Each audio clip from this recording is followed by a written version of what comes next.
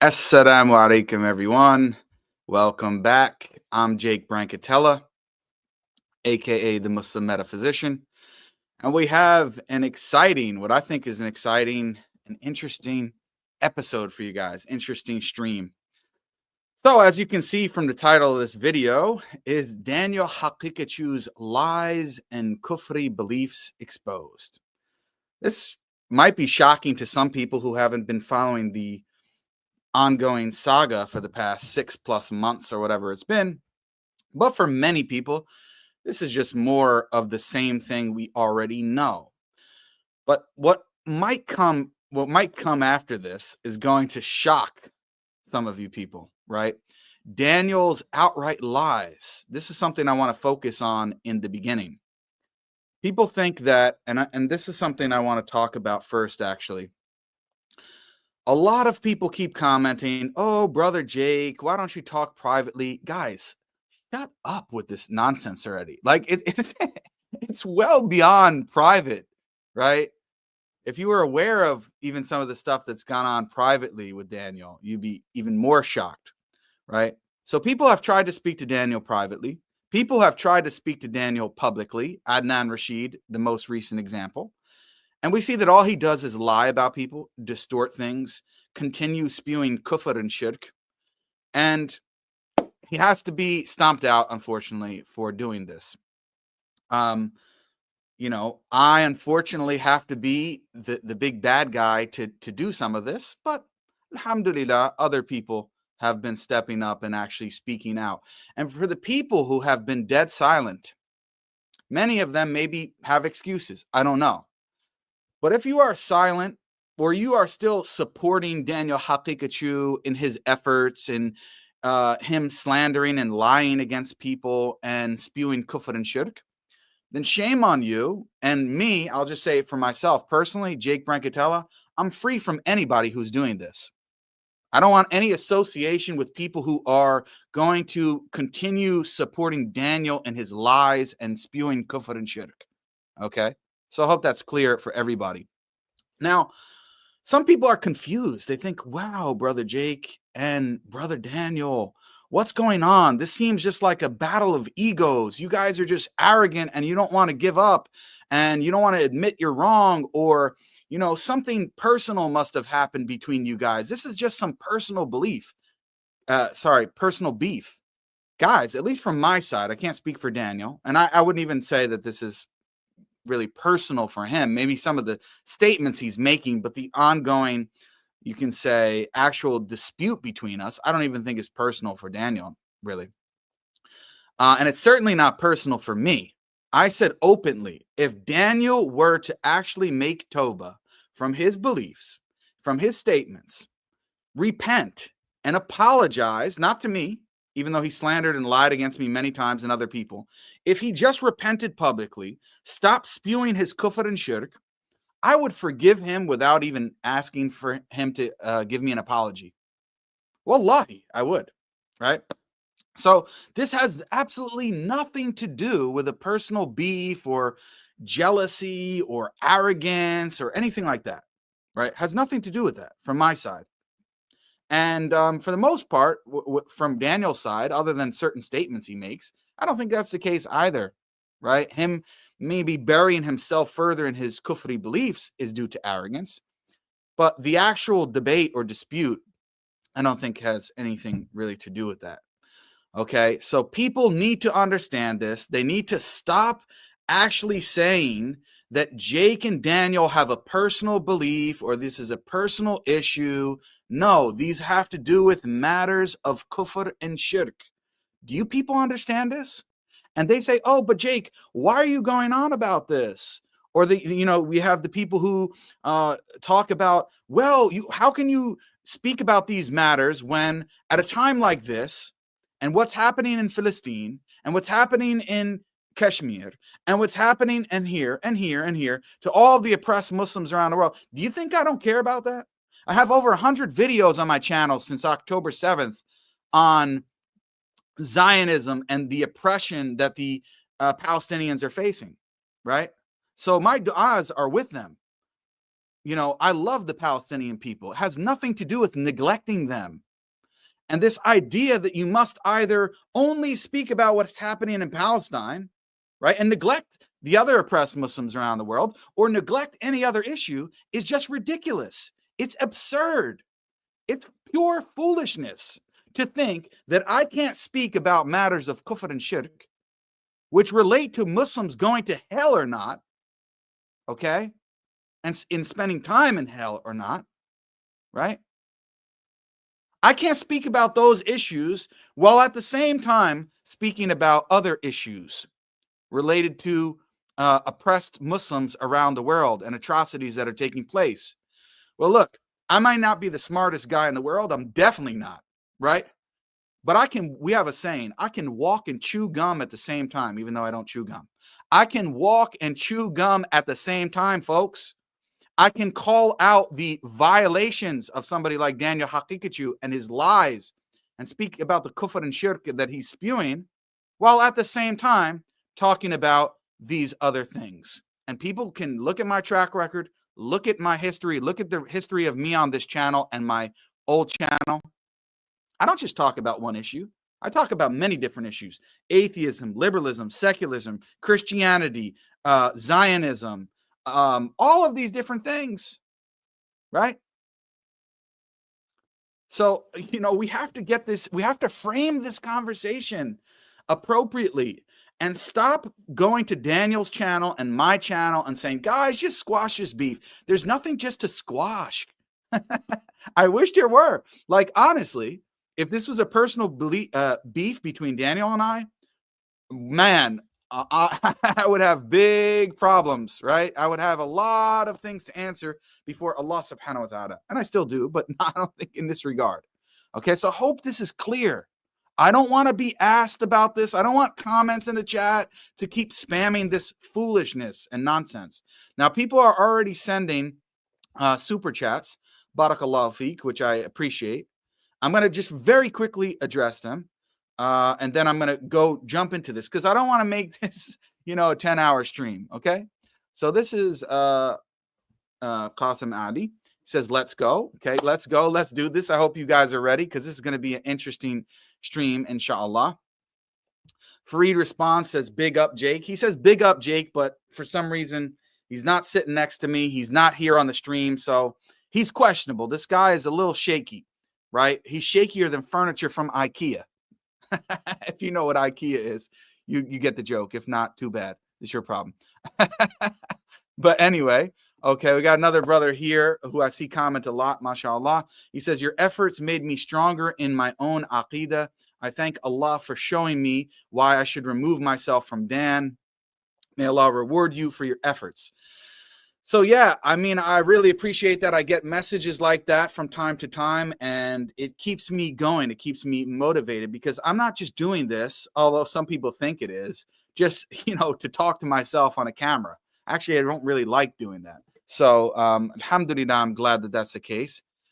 Speaking Muslim, shout out to Speaking Muslim here. Saddam, brother, the ummah supports you. May Allah reward you. Ameen. Barakallahu feek. And I'll be talking to you again soon, inshallah. Okay, so let's jump into this, guys. Okay, there's one more here. Ali Musa. Okay.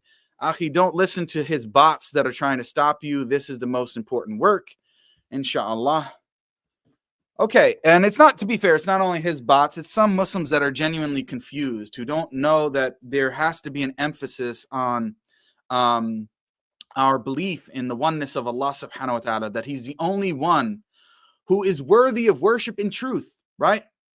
No one else. And if you don't get this right, all of your good deeds are null and void if you stand before Allah subhanahu wa ta'ala with shirk like this. And I should say shirk akbar because Daniel wants to play games with that term, right? So this is not something, this is not a light matter that we just should be, just slowly going over it and not really caring about it much. Okay, now let's address the first part of the issue, Daniel Haqiqatjou's lies. Okay, I want to say this very clearly. I hope everybody now is going to focus in, and this is not for, and people who know me. This is not for theatrics. This is not so I'm looking for later. Oh, Jake's gonna make a clip out of this. No, I don't care. I want to say it straight right now, and I hope Daniel Haqiqatjou and his bots and anybody listening hearing this, and I said this before, I'm going to repeat it again. Wallahi, and I will stand before Allah subhanahu wa ta'ala making this statement. I have not seen another man claiming to be a Muslim like Daniel Haqiqatjou that lies against other Muslims, forget about the kuffar, that lies against other Muslims, distorts what they're saying, and completely purposely misrepresents them like Daniel Haqiqatjou. He is the biggest lying shaitan that I have ever witnessed in my entire life. And I will stand before Allah saying this until this man repents from his lies and distortions. And I'm going to show a couple clear exhibits of this. I can't say this any clearer.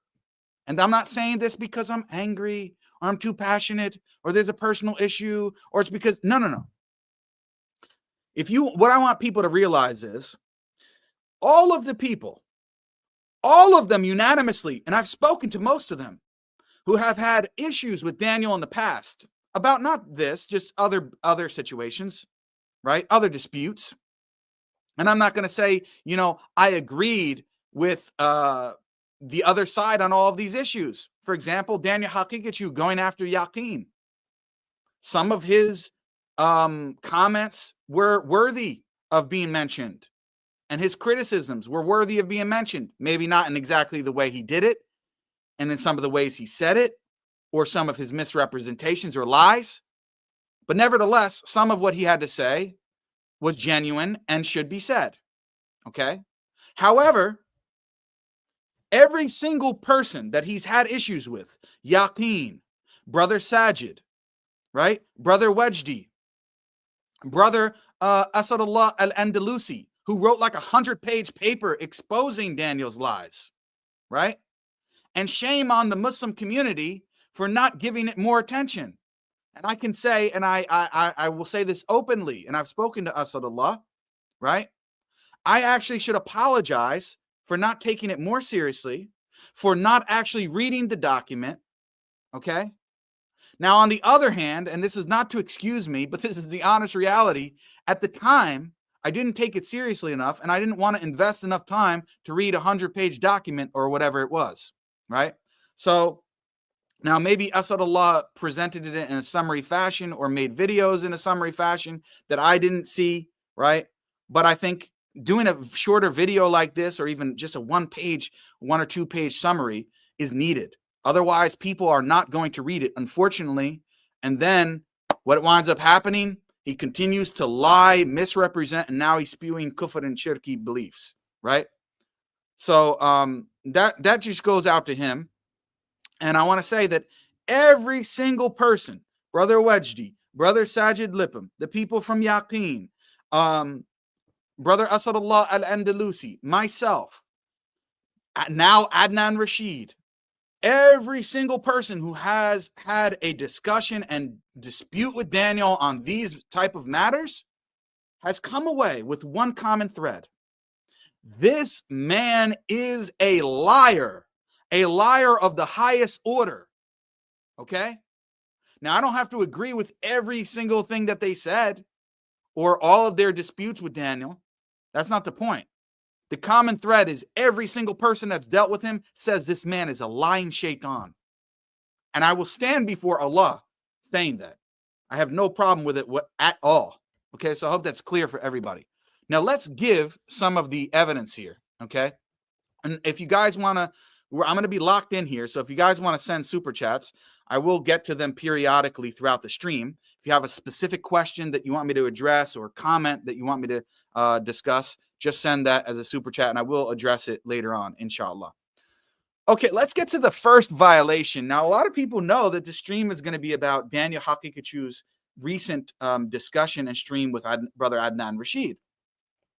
But I want to go a step back before that, because I mentioned this on Twitter, but I haven't made a video about this, where Daniel Haqiqatjou literally attributes Kufr, a Kufri belief, to Mohammed Hijab in 4K in real time. If you haven't seen it, let's go ahead. Let's take a look at this. This belief specifically, wilayat takwiniyah, because this has been discussed between Daniel and I recently. Is it your position that that is clear-cut kufr? More than that, I think it's also shirk, to be honest, because so for example, Khomeini's belief and those Shias that preceded him, who say that, you know, the Prophet Muhammad sallallahu Ali ibn Abi Talib, the 12 Imams, or anybody else can control the atoms of creation, can create, and these kind of things. They are all powerful or all knowing. And then they say, well, actually, so long as it's istiqlal, it's okay. Yes, exactly. Istiqlal is the idea of independence. So long as it's independence, that is as long as it's given to them, so to speak. Yeah, and I think that that's first of all a logically defunct position, because, like, you know, all the mutakallimun are in agreement of the impossibility of there being two all-powerful agents. I mean, that's the whole thing of the Dalil Tamana anyways. The Dalil Tamana shows you the impossibility of two all-powerful agents. I mean, that's how I see it. So the fact that even if you want to say that independence is to Allah, but then there's Allah is all-powerful, and the Prophet Muhammad is all-powerful, and the 12 Imams are all-powerful, such that they can create atoms and regenerate them and this and that. I think this is defunct logically, and it's actually Shirk Akbar, actually. I mean, I agree completely. I mean, this kind of thing, because he conditioned it on it being istiqlal, if it's independent power. Many debates, many years. And sorry, guys, I'm a little bit under the weather. I'm still trying to get rid of this flu that I picked up when I was in Canada on that speaking tour. But alhamdulillahi rabbil alameen. Now, listen, just so you guys understand what the issue that's being discussed. The issue being discussed is a belief called wilayat at-takwiniyah, okay? Which is a belief of some of the Shi'a and some extreme Sufis, right? And the belief is clearly defined, although Daniel wants to play games with it now. And the mainstream belief of the Shia is that the Imams, first of all, the Prophet Mohammed alayhi salatu wasalam, and the 12 Imams that they follow, okay, all of them have this power or have been given this authority to do and have free reign to do with it what they want over the entire universe, to the extent that they control every single atom in the universe, including the atoms in your brain, in your heart, in your body, in everywhere from across the world, anything. You know, in the farthest part of the universe, they control every atom. Even though, according to them, 11 of the Imams are dead, right? So imagine this. Their 11 Imams control all of their 11 dead Imams control all of the atoms in the entire universe. Now, Daniel's former Sheikh Saleh, okay, and there's a video, and I've went through this before, so I don't want to belabor the point, holds the exact same belief. He literally says that the Prophet alayhi salatu wasalam controls time and space. In fact, he says time and space are the Prophet alayhi salatu wasalam's slaves. They're slaves to him. Everything in creation is a slave or servant to the messenger of Allah. Astaghfirullah. This is what Daniel's former Sheikh Saleh says. Daniel refused to condemn this as Shirk Akbar. Refused to condemn it as Shirk Akbar. Okay? Likewise, his great Ayatollah al-Khomeini, right? What does he believe? He believes the same thing. He explicitly says that the Imams, the dead Imams, control all of the atoms in the entire universe. And Daniel Haqiqatjou refuses to say that this is Shirk Akbar, that this is a belief that can take you outside of the fold of Islam. He refuses to do this. Now, why is this Shirk Akbar? Because it's giving divine qualities to creation. You're saying that these dead Imams, right, who are not even alive, can actually control everything in the entire universe? It's like me having a car and giving you the keys to my car and saying, here, you can do whatever you want with it. Now, Daniel says that it's not kufr, that it's not Shirk Akbar, unless these people who believe in this attribute what's called istiqlal, or independence, complete independence to the being, unless they have this belief that they believe that these imams, these 11 dead imams, are completely independent of Allah subhanahu wa ta'ala. Unless they believe that, then it's not shirk akbar. That's Daniel's belief. Now, Muhammad Hijab, not even knowing this context, not even knowing that this is Daniel's belief, he brought up and anticipated the point of istiqlal, or independence, and says what? He says that this, number one, is illogical, doesn't make any sense, and still is shirk akbar. Now, Daniel's belief, I want to be clear here. Daniel does not affirm wilayat takwiniyah, but he says that it's not shirk akbar unless there's istiqlal, or independence. Okay? That belief itself is kufr. Daniel, you are upon kufr with that belief. Now, Daniel attributes, during a live stream reaction video, because he couldn't stand me sitting there speaking to Muhammad Hijab. He couldn't stand his audience to listen to me unfiltered. Okay? So what does he do? He does a live stream where he's reacting to what Hijab and I are talking about and saying.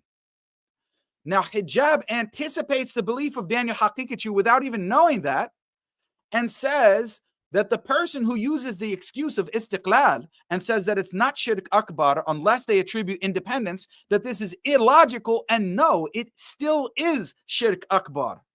What does Daniel do when Hijab says that? I say, I agree with you, Hijab. Daniel says, no, Hijab doesn't agree with you. He said that it's not shirk akbar unless they attribute istiqlal, or independence. Are you kidding me? Are you brain dead? Are you so stupid and foolish that you would say something like that? I wish that were the case with Daniel, that I could say he's so stupid that he didn't understand what Hijab said. But unfortunately, Hijab repeated that 5 times over, and Daniel still repeated the same lie, to the extent that when I exposed this lie on Twitter, he never retracted it. So that's the context. Now, so I want to be clear. Daniel is saying that this belief of the imams controlling the universe is not kufr and shirk akbar unless they attribute independence. Hijab said exactly the opposite. It's still shirk akbar even if they don't attribute independence, and that this is just a game that they're playing. Now, when I say I agree, listen to what Daniel says.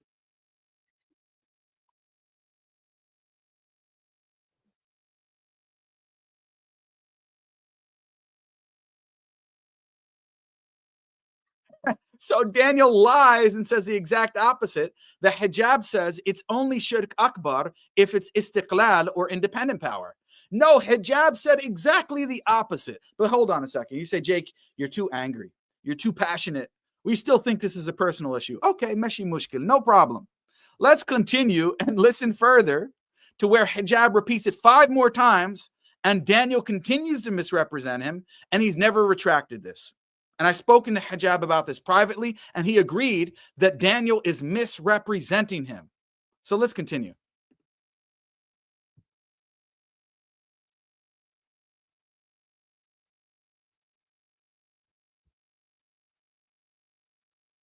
Someone like Khomeini. Sorry about that, guys. I didn't play that. Let me replay that section. Allah, but then there's Allah is all powerful, and the Prophet Muhammad's 12 Imams are all powerful, such that they can create atoms and regenerate them and this and that. I think this defunct logically, and it's actually shirk akbar. Actually, yeah, I mean, I agree completely. Yeah. I mean, this kind of thing, because he conditioned it on it being istiqlal, if it's independent power. Many debates many years ago. So there you have it. That's what I was commenting on, guys. Hijab says they make the excuse of istiqlal, but it's still shirk akbar. And I say, I agree with you. And then Daniel says, no, you don't, because Hijab is conditioning it upon them attributing an independent power to the 12 imams. No, he didn't, you fool, you lying shaitan. He said exactly the opposite. Okay? So let's continue. Go now with Shi'a, But Mhm. you know, I had many debates with Shia, and I've always brought that to their attention. So that's the first thing. Tahrif al-Quran just adds the cherry on top of the cake. So with someone like Khomeini, Mhm. I'm not convinced that the man is a Muslim. I mean, I'm not convinced that there's enough to say that he's a Muslim, actually. Yeah, in the I first mean, place. I believe he's a kafir. I mean, he Yeah. explicitly affirmed this belief of wilayat taqwaniyya. I mean, he Yeah. has many other problematic beliefs, but anyway. Exactly. Did So people Khomeini like him say and, you he know, believed in you know, independent power of the dividing Imams? Kafi and stuff Because like that was the condition that I've Hijab read too gave. much of their works.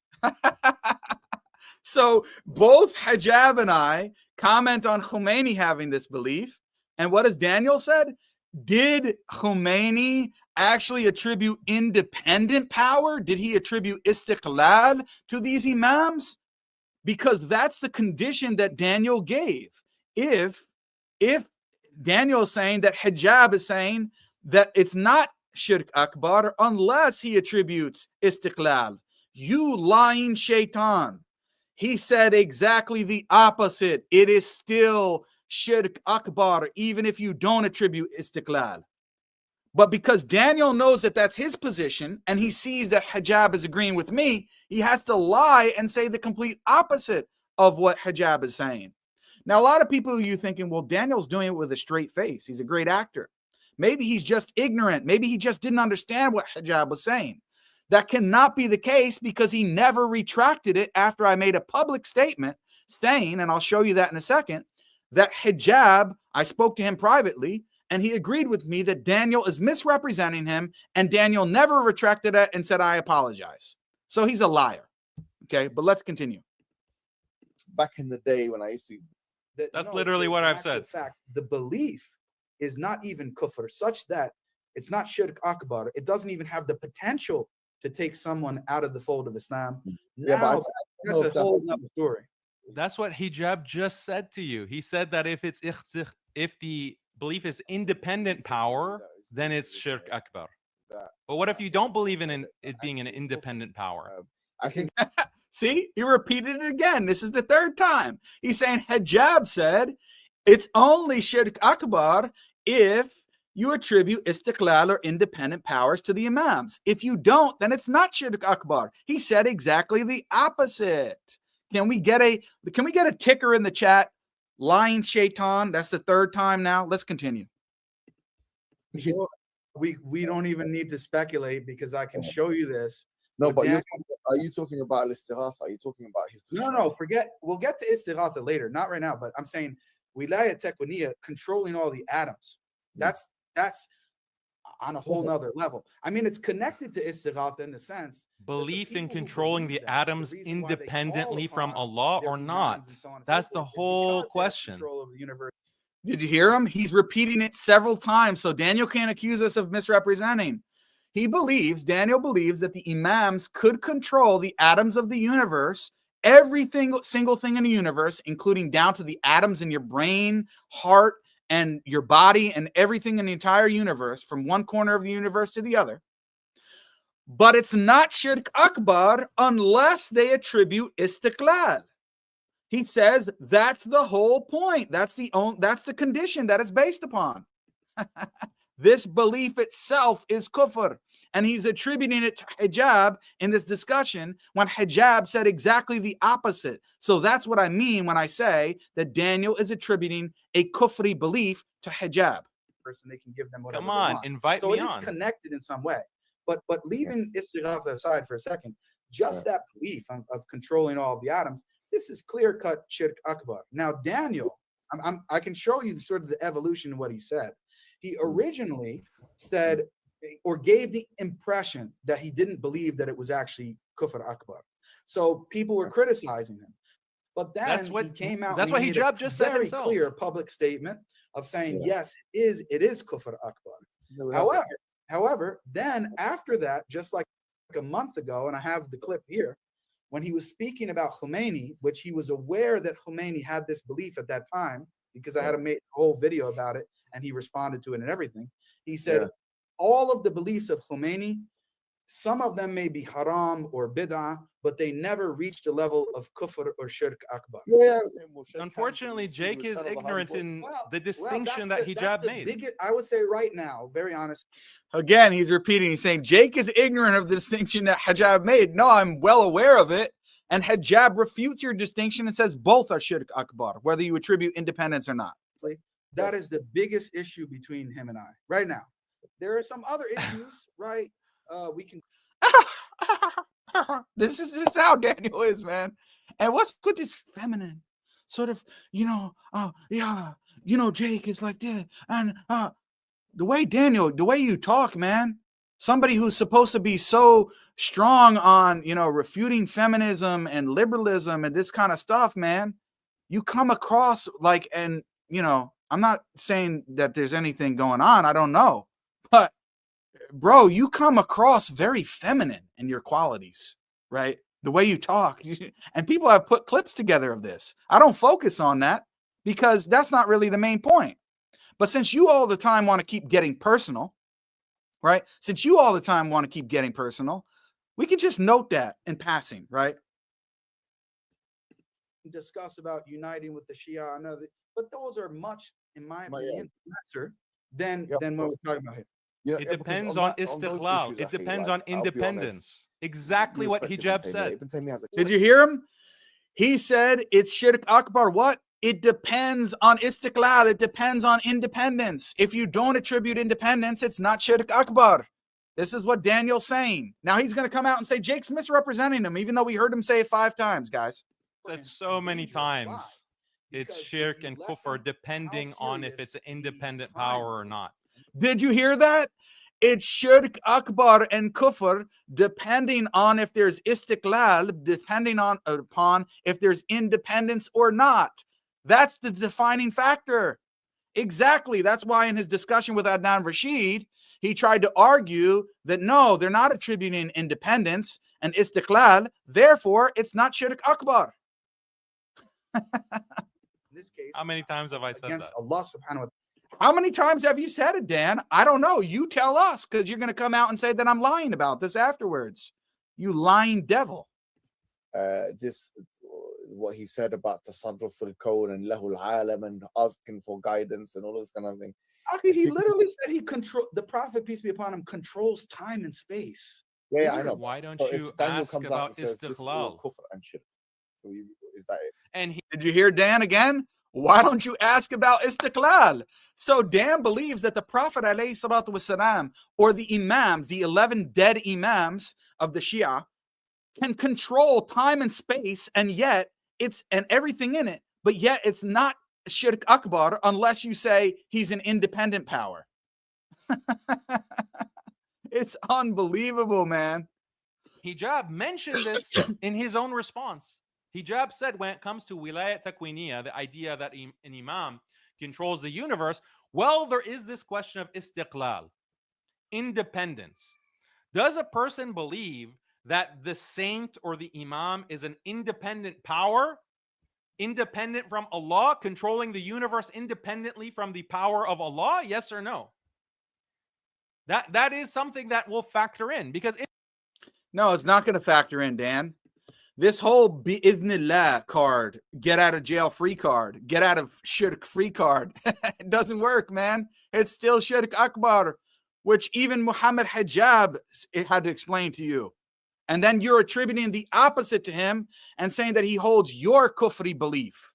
Shame on you for this lie and slander. You're attributing a kufri belief to brother Muhammad Hijab, and you will be responsible before Allah subhanahu wa ta'ala for doing this. And you continue to do it. Now, this video was put together by me after the discussion, and I put this whole post here. You see this post here. I explained this to Daniel. I said, Daniel Haqiqatjou attributes kufr to Muhammad Hijab. I said, I have spoken to Muhammad Hijab directly, and I tagged him, and he didn't dispute this, about Daniel's commentary, where Daniel Haqiqatjou, tagged him as well, claims that Hijab agrees with him that wilaya at-takwiniya is not kufr akbar unless there is istiqlal, independence. Hijab said that's not what he said, and that what he said in our discussion was very clear. I agree with Hijab that what he said was very clear. Hijab stated the exact opposite of what Daniel claimed. Istiqlal, or independence, is irrelevant as to whether wilayat taqwaniyya is kufr akbar or not. So Hijab firmly agreed with me on this point, not Daniel. Okay? So I explained this, that Hijab, I spoke to him privately after this. I shared with him this clip. At first, during our discussion, he couldn't even fathom, he couldn't even believe that this was Daniel's belief. Why? Because it's so absurd and such a kufri belief that he couldn't even believe it. Now, look, I see people in the chat, if you want to come with this foolishness, right? If you want to come and make these statements, hold on a second. I just accidentally banned the wrong person here. Astaghfirullah. Samir, I'm sorry. I banned you by mistake. I'll try to deal with that later on. But this idiot is who I'm trying to ban here. Emerald Firebird. So anybody who comes in the chat and makes these jokes about being Zionists or rabbis or synagogues and stuff, you get blocked and deleted. I don't deal with you clowns. You just get removed, easily. Okay. So Daniel here, as I showed in this post, which he never responded to, never rebutted, and I spoke on behalf of Muhammad Hijab. And Muhammad Hijab gave me permission to make this post and say what I said. He can come out and call me a liar if he thinks that I misrepresented him when I said that he said that Daniel misrepresented him on this istiqlal point, which is attributing a kufri belief to Hijab. So you're busted, Daniel. You're busted down. That's one lie. That's one clear lie and distortion, okay? Which you never responded to. Now, let's go to the next exhibit. Let's now turn towards the discussion with Brother Adnan Rashid, okay? Let's turn to the discussion with Brother Adnan Rashid. And there's so much, guys. There's so much to get to in that discussion because it was like 8 hours long. We cannot get to every small issue on it. Otherwise, we'd have to do an entire series, and it's not worth my or your time, okay? So let's focus on a few key issues here. Now, what I want people to note is Daniel brought Hijab on. He brought Adnan Rashid on. He thought that these guys agreed with him on his kufri beliefs. They didn't. Now, I didn't agree with everything that Brother Muhammad Hijab had to say. We disagreed on certain points. But in terms of the aqidah, in terms of what beliefs are kufr and shirk or not, he agreed with me. Okay? We disagreed over when to declare somebody a deviant, and I think he has issues in that regard. And I let him know very clearly and straightforwardly that I think this is a serious issue that he has. But at the very least, he agreed with me that the beliefs that Daniel is defending as not being kufr and shirk akbar, he explicitly agreed with me that they are. Okay? And the same thing for Adnan Rashid. He agreed with me as well on that. Now, let's go to two examples. I don't want to talk again about wilayat taqwaniyya because exactly what Daniel did there is the same thing he did with Adnan Rashid. He tried to make ta'wil of the Imami Shi'a and their beliefs about wilayat taqwaniyya and tried to say, oh, they don't really mean this, they mean something else. No. It's very clear, and their scholars explained Khomeini's statement in the exact way that I did, and that istiqlal is irrelevant. It's still kufr and shirk akbar. Now, before I go to the next issue, starting with Adnan Rashid, let me check the chat for a couple super chats. Okay. Brother here said, stay strong, brother. I don't know why people think we should pass this and unite nevertheless. Exactly. We cannot unite on kufr and shirk. I mean, this is ridiculous. Speaking Muslim, did you notice how Daniel looked to the left when Hijab said that it is shirk akbar? Priceless expression. Yes, exactly. Thanks for pointing that out, Akhi. Okay, so let me just go here because there's so many links and different stuff I got to get to, guys. 1 second. All right. So here I made a post. I want to show you guys this after the discussion with Brother Adnan. Okay, where I said Adnan Rashid calls out Haqiqatjou for defending kufr and shirk.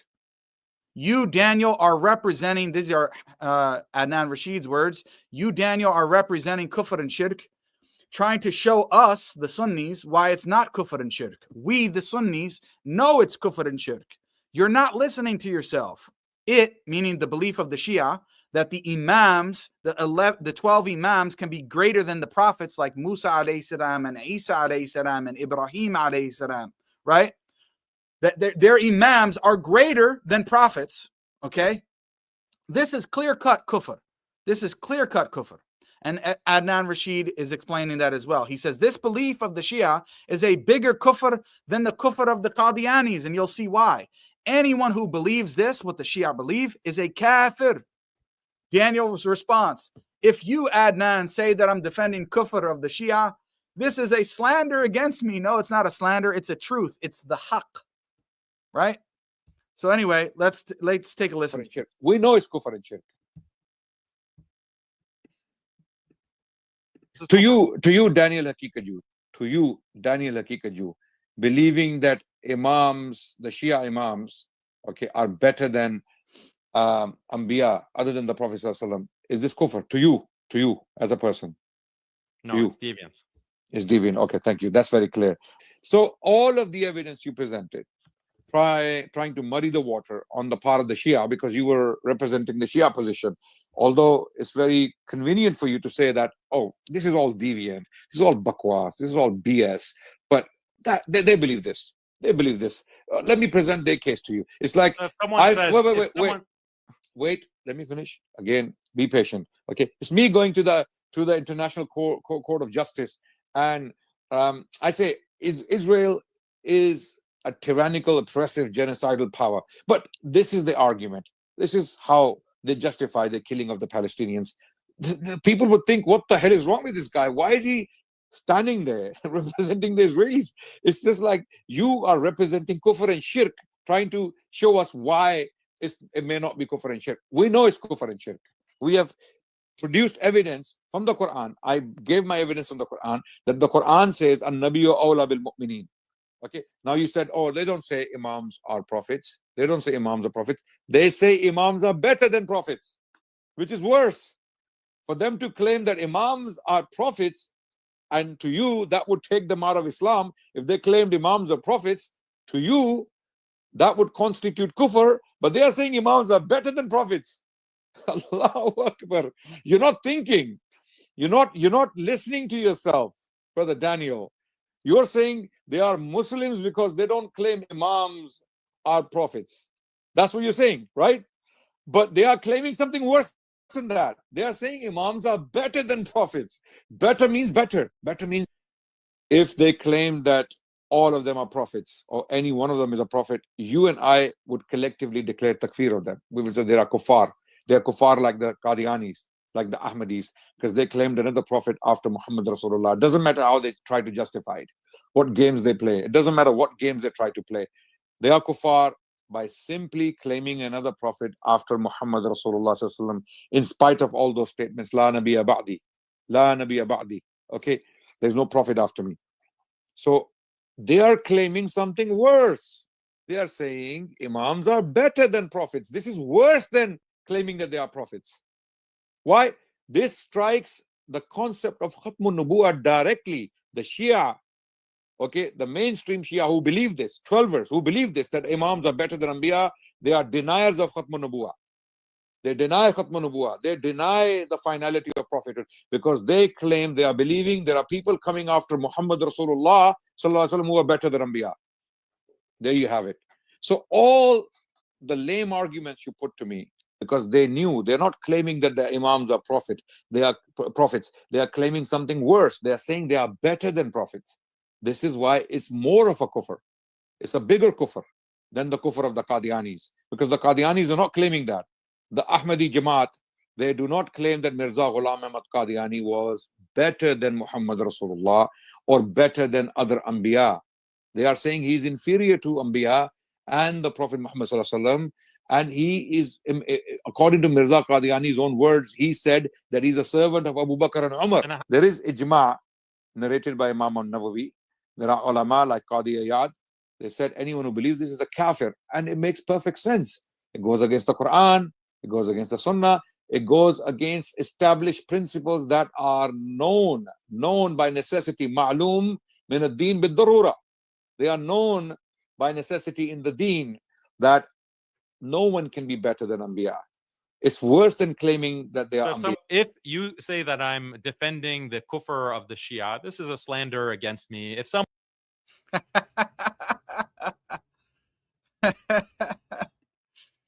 So there you have it, folks. Right? So again, the background is there's this belief of the Shia, of the 12er Imami Shia, right? That they believe, many of them, and it's a mainstream belief, and Daniel admitted this. Not all of them believe this 100%, but a lot of them and majority of them believe this, that the 12 Imams are actually greater than the prophets, except for the Prophet Muhammad alayhi salatu wasalam. So this means the 11th Imam, or even the 12th Imam that's in hiding somewhere, they are greater than Musa alayhi salam, they're greater than Isa alayhi salam, they're greater than Ibrahim alayhi salam, they're greater than Adam alayhi salam. This is clear-cut kufr. Why? Because it's a Muslim belief. It is something which is known in the necessity in the religion.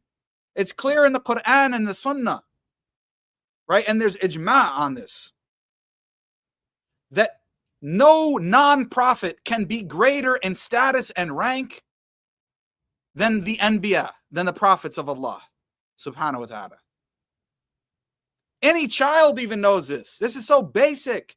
How can you say the 11th Imam or the 12th Imam of the Shia that's in hiding is greater than Musa alayhi salam? What are you talking about? Now, Daniel doesn't agree with this belief. He doesn't say it's correct, but he says it's not kufr. Yes, it is kufr.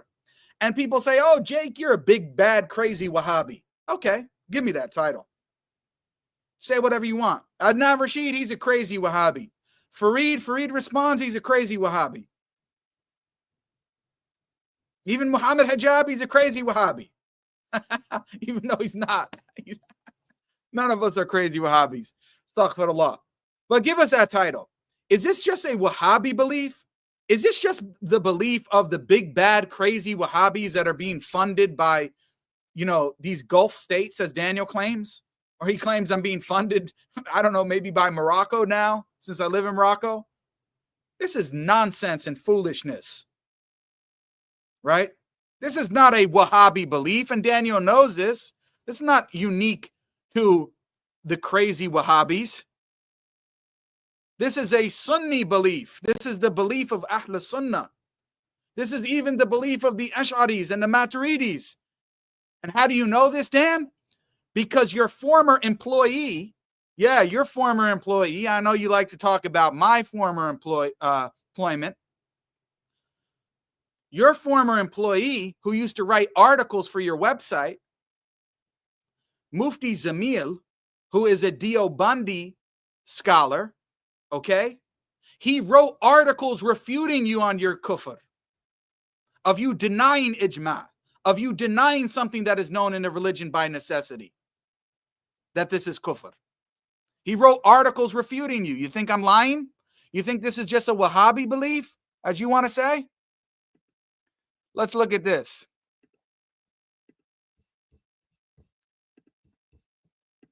Look at this. Are the Shia disbelievers for their belief in the superiority of Imams over prophets? A response to Mufti Zameel. Who is Mufti Zameel? A former employee and writer for Muslim Skeptic, writing articles for his website. Okay, this was posted December 20th, 2024, which I tried to explain to Muhammad Hijab. He also, Brother Muhammad Hijab, could not understand how Daniel would believe in something so foolish like this. He said, oh, well, Brother Daniel just needs to review some verses in the Quran to know that this is clear-cut kufr, and he'll be fine. Daniel, while listening to that live, you know what he did? He said, no, Brother Hijab, I already wrote a whole article refuting all your arguments that this is kufr. Now, this is a long article. We're not going to go through the whole thing, but this is a response to Mufti Zameel. The Wahhabi? No. And I'm not saying that, I have my differences, of course, with Mr. Mufti Zameel. In fact, I've had a discussion back and forth with him briefly. However, on this, he has enough sense to know that this is clear-cut kufr. This is something which we agree with the Deobandis on. We agree with the Ash'aris on. We agree with the Maturidis on. People know that this is a kufri belief, to believe that a non-prophet, a wali of Allah, no matter how high his status is, or an imam, can be greater than a prophet, can be greater than the Anbiya.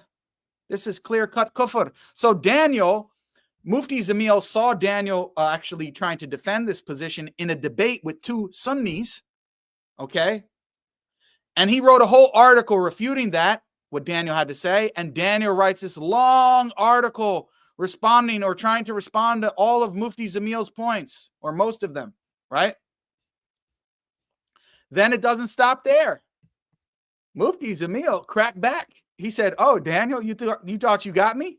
So Mufti Zameel responded back. What'd he say? Look, this is it right here. The superiority of prophets over non-prophets, a definitive Islamic belief. This is written on November 29th, 2024.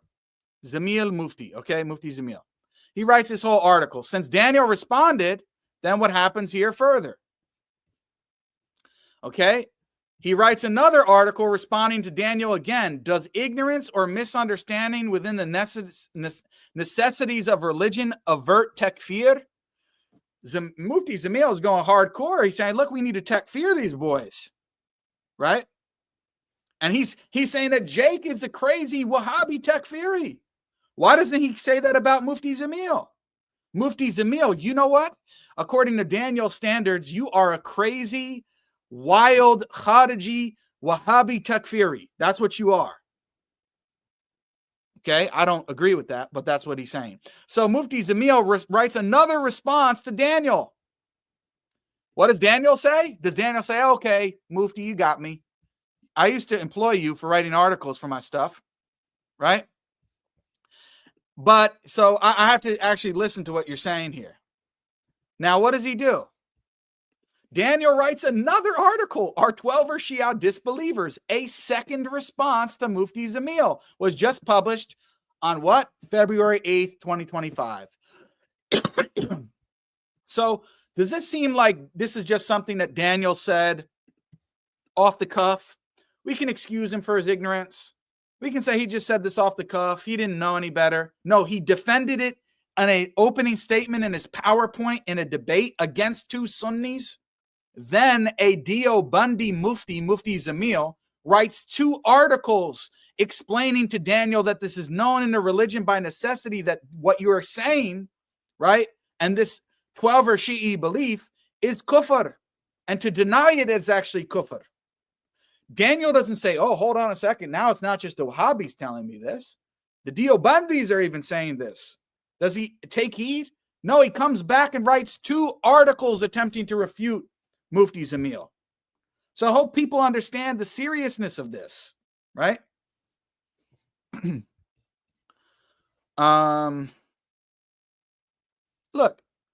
you want to come with this? You're banned. Have a nice day. I just ban these people easily. I actually enjoy it because it's somebody says interview Mufti Zameel if his aqidah is correct. No, his aqidah is not correct. Mufti Zameel has a deviant aqidah. I've been very clear about this. However, he has enough sense to know that on this position, the position that the Shia have and that Daniel is defending is kufr. And it can take you outside of the religion of Islam, right? Okay, let's look at a couple super chats that have come in here now. Qasim Adi says, how is your MS treatment? I'll actually address that later on. I actually recently just got my second treatment, alhamdulillah, which was just last week. And it went well. Everything is going well so far, but I'll speak more about that later on because I don't want to mix that in here. But barakallahu feek. Need to sleep now, bro. MS meds are kicking in. So this is another brother with MS. We're going to, inshallah, do a stream together talking about this. Muslims with MS, inshallah. We'll watch this later, inshallah. Please forgive me for not staying for the full stream. No worries, akhi. Okay. So anyway, if you want anything else specifically addressed, because there's so many comments. People are asking my aqidah. My aqidah is not well known. Okay, I'm a Salafi Athari in aqidah. I have many videos on this discussing this in detail. Go and look it up. I have a whole playlist on my previous channel, and this one is growing as well. So I'm very clear about that. Let's see what else. Okay, nothing else really to address here. So again, it's very clear. This is a Kufri belief. Right, I can go into details on all of the proofs back and forth, but that's not what this stream is about. This stream is just to let you guys know about Daniel's lies and his Kufri beliefs, and they're being exposed, okay, very clearly. So this is not just something that is the big bad Wahhabis attacking Daniel. This is the Deobandis, and the whole of people who usually claim to be Sunni are actually criticizing Daniel for this. Okay, so you can look all this stuff up. All the links are there. Go on his Muslim Skeptic website and see all this. And this is a former employer of yours, Dan. It's interesting, right? Now let's go on to another issue here, which is, let's see this, on istighatha, or actually praying or making dua to the dead. Daniel does not believe that this is Shirk akbar. Okay? Daniel does not believe that this is Shirk akbar. So I made a clip highlighting this of his discussion with Adnan Rashid. And let me share my screen and show that to you guys.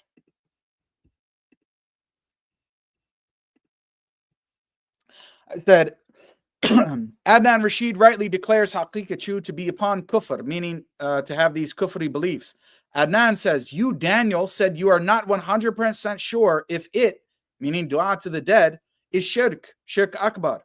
This, Daniel's belief, in itself is Kufr. So he's saying, Daniel, for denying that the belief of praying to the dead or making dua to the dead, if you say that it's not Shirk akbar, then that is Kufr itself and can potentially take you outside the religion of Islam. If you doubt Shirk, this in itself is Kufr. This is what Adnan Rashid says, and I'll play you the video where he says this. Clearly you, Daniel, are not clear about Tawheed, Shirk, and Ibadah. It, dua to the dead, is Shirk Akbar. And if you think it's not, then you are in doubt about your Tawheed. Which is why I didn't do a debate with you on Tawheed versus Trinity, Dan, because you don't know your Tawheed. Right? You, Daniel, are clearly confused. You don't know what Tawheed is. You don't know what Ibadah is. You don't know what Shirk is. And then Adnan goes on to remind Daniel that he apostatized from his Wahhabi Shahada that he took with Karim Abu Zayd when he was at that AIM conference. And they asked him to take the Shahada basically in front of him, which he did. Like a good little schoolboy. I mean, that was so embarrassing. I don't agree with what Sheikh, and I'll say this openly, I don't agree with what Sheikh Karim did and Uthman bin Farouk did. I think that was in poor taste. It was a bad look. But for Daniel to actually sit there like a schoolboy and play along and take his quote-unquote Wahhabi Shahada, or that those are the words of Adnan, you look like a fool, man. You look like a little puppet. It was unbelievable. No man would ever get me to be able to do that. Not in that embarrassing way. So let's take a listen to this. Okay. You said you are not 100% sure if it's Shirk. This in itself is Kufr. Wait, I'll tell you. I'm not saying you're a kafir. I'm not doing the hukam. I'm telling you my understanding that if you doubt Shirk, this in itself is Kufr. You said you are not 100, you are in doubt, you are confused. Oh, clearly you're not clear on Tawheed and Shirk and Ibadah. You're not clear. If you were clear, you would have I made it very clear that Dua is ibadah. Ibadah is only for Allah. Anyone who does ibadah of anyone other than Allah is a mushrik. This is shirk. There is no issue of akbar and asghar here. The one who worships anyone other than Allah is a mushrik outside of Islam.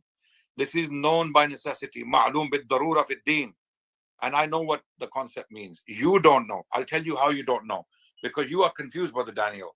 You said in one of your tweets, and I quote, okay, and if you want us to put up the tweet on the screen, we can do that, but I'll read it. So then, you're saying, I'm not sure if it's shirk akbar. First of all, even that's a problem. Even that's a problem. You know why? Because it is shirk akbar to worship anyone other than Allah. The Prophet said, ad-du'a huwa al-ibadah. Dua is ibadah. It is the essence of ibadah. So you it's pray, asking Jinn. Let's deal with the prophets.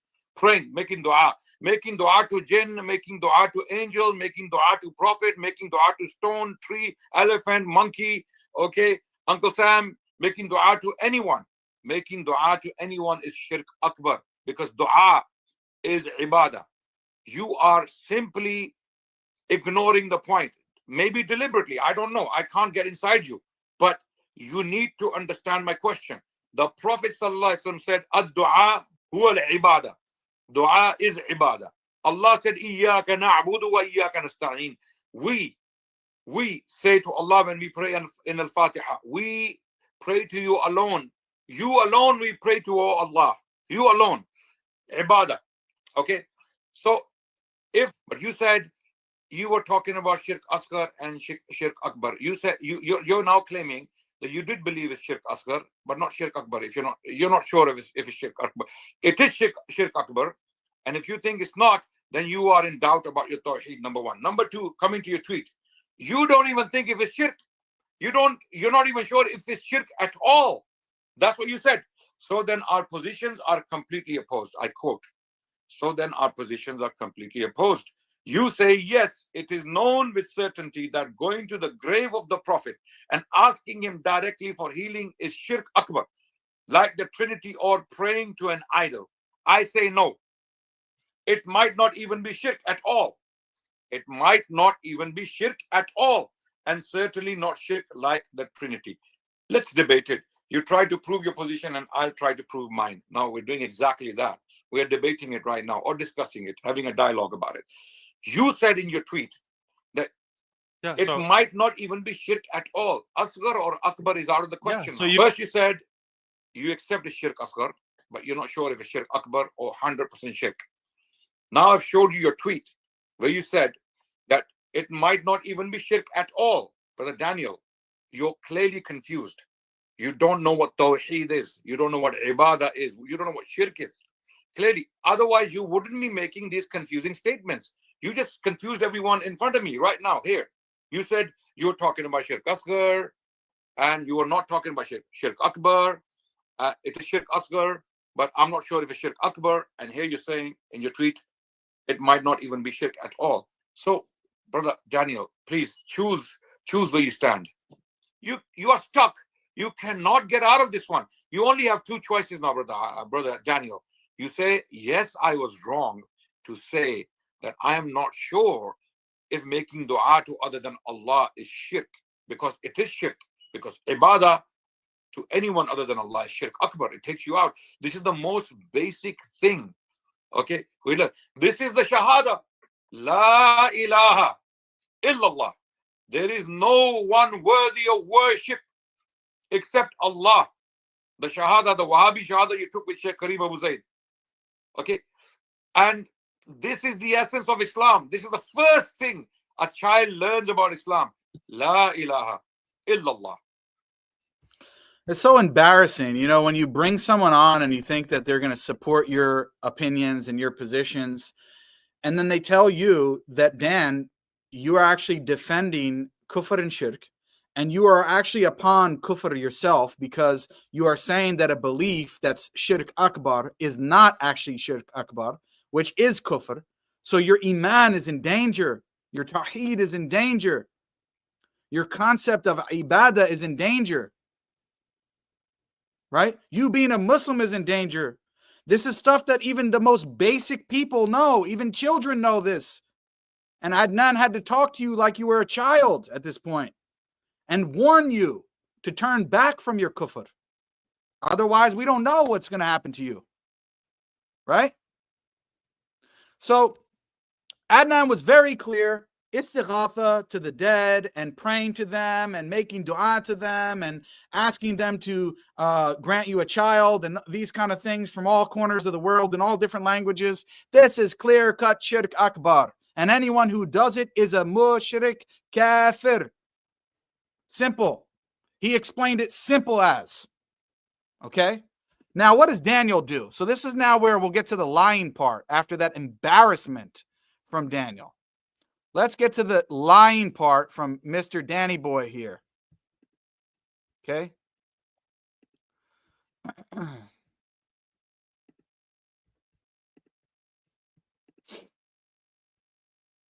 Let me just bring up the tweet 1 second, guys.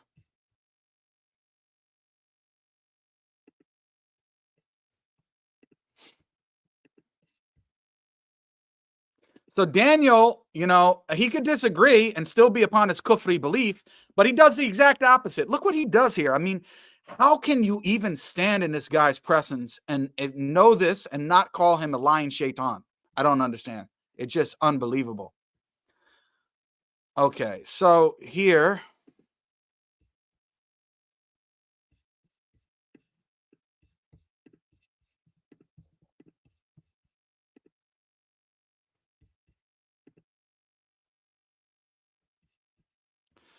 Okay, so here is where Adnan makes a post where he is actually quote tweeting Daniel's post, where Daniel is actually screenshotting or trying to quote mine, right? What does he say here? How pathetic is this coward, talking about me, nonstop barking from the sideline? Oh, we can dismiss all this fluff, but listen what he says here. In our discussion, Adnan agreed with me that istighatha to the dead is not necessarily shirk akbar, which according to Jake's Wahhabi standards makes Adnan a kafir. Now, you guys who just watched that clip, is that what happened? Adnan said exactly the opposite and accused you of kufr and agreed with me, Dan. You dishonest charlatan, snake, lying devil, shaitan. This is what he said. In our discussion, Adnan agreed with me that istighatha to the dead is not necessarily shirk akbar, which according to Jake's Wahhabi standards makes Adnan a kafir. So basically he's saying that Adnan didn't agree with Jake in terms of substance in the discussion and that Jake must declare Adnan a kafir. What a lying devil. So now Adnan responds to that. What does Adnan say? Brother Haqiqatjou has deliberately misrepresented me. What do we call deliberately misrepresenting someone? Lying. Again, in every single thing he mentioned. It wasn't only that, because let me go back for a second. He listed so many points here that where Adnan basically, where he was attributing things to Adnan and what Adnan's position was in the discussion. This is after the discussion now. He said, again, he deliberately misrepresented me, aka lied about me in everything that he mentioned. This is not Jake saying this. This is Adnan Rashid. I did not agree with him on istighatha / dua. Unfortunately, he can't be trusted anymore. Don't listen to crazy Jake, the big bad Wahhabi. Adnan Rashid is telling you that this person, Daniel Haqiqatjou, cannot be trusted anymore. Are you going to continue trusting him? Hey, all of you English-speaking du'at out there, are you going to continue trusting Daniel Haqiqatjou when Mr. Adnan Rashid told you he cannot be trusted anymore, that he's deliberately lying against me, that he's attributing Kufri beliefs to me, that he attributed Kufri beliefs to Mohammed Hijab? Are you still going to support this lying shaitan and spewing his kufr and shirk and lying against other du'at? Shame on you people. He cannot be trusted. That's what Adnan Rashid said. And then he said, I believe any type of calling, istighatha or dua, upon the dead for needs is shirk akbar. Allahu Akbar. I agree 100%. So Daniel says that I needed to declare Adnan Rashid a kafir. He's a lying snake. Okay? Now, we could say, oh, wait, hold on a second. Maybe brother Adnan just got heated. He's going to apologize later on. Or maybe Daniel's going to respond and say, okay, I'm sorry, brother Adnan. Yes, I did misrepresent you. You know, it's my fault. Let's work this out. It's not what happened, guys. Daniel doubled down on his lies. He doubled down. So what did Adnan Rashid say? Now he went further. He said, anything Haqiqatjou says about my beliefs cannot be trusted, unfortunately. This is evident from his post-dialogue tweets. I will not be responding to him. Everyone must watch the entire stream. I will let my online brothers respond to his deliberately misleading posts. Okay? Deliberately misleading posts. He's lying against Adnan Rashid. I'll handle it for brother Adnan, or other people can as well. I don't have any issue with that. But you're lying. So does Daniel say, okay, now it's 2 times that Adnan is saying that I'm deliberately misrepresenting him. So now I'm going to, now I'm going to back off. Now I'm going to actually humble myself and admit that I was wrong. I didn't lie, but I misrepresented him, and I'm sorry. I apologize. Is he going to do that? No, he doesn't do that. So let me show you where Daniel, right, doubles down again in his lying, typical lying behavior. Let me show you this, guys.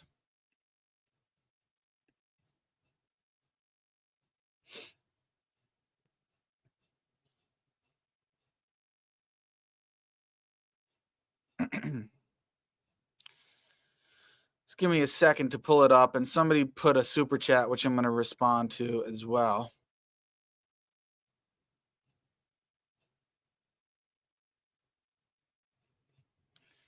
Okay.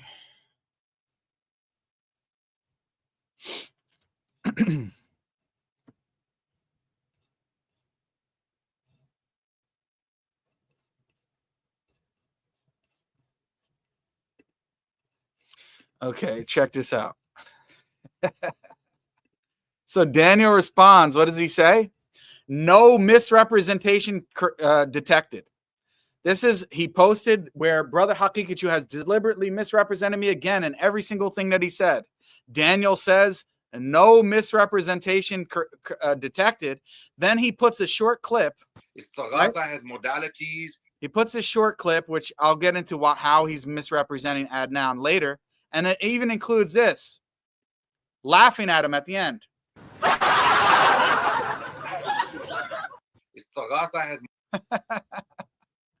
So this is Daniel. After Adnan said, you're lying against me, you're misrepresenting me, he doubles down and makes these memes and these laughing videos at Adnan. No misrepresentation. Right? I know what you said and what you believe better than you. You didn't say that istighatha to the dead is kufr and shirk.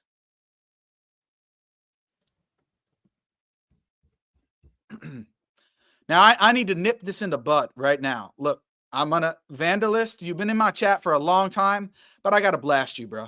I got to blast you. You sent me a super chat, but I still got to blast you. Vandalist, Jake, do you think he's deliberately lying? Or he's too emotional and delusional and believes everyone is agreeing with him? Vandalist, let me say this to you directly. If you have been here watching the whole stream and you're even considering, you even have a doubt, you even have a single doubt about this man being a liar, you are a fool. You are a moron. Complete, utter moron. Simple, straightforward. If anyone has a doubt about Daniel being deliberate in lying about this, or he's just ignorant, or he's being too emotional, no, he's deliberately lying. He is deliberately lying. He said that Adnan Rashid agreed with him on istighatha and that Jake must declare him a kafir. He said exactly the opposite. They had a whole debate about it for a whole hour plus. Then Adnan again says, no, you're lying against me, and he doubles down. What more can we show you? Sorry to tell you, bro, but that's the honest reality here.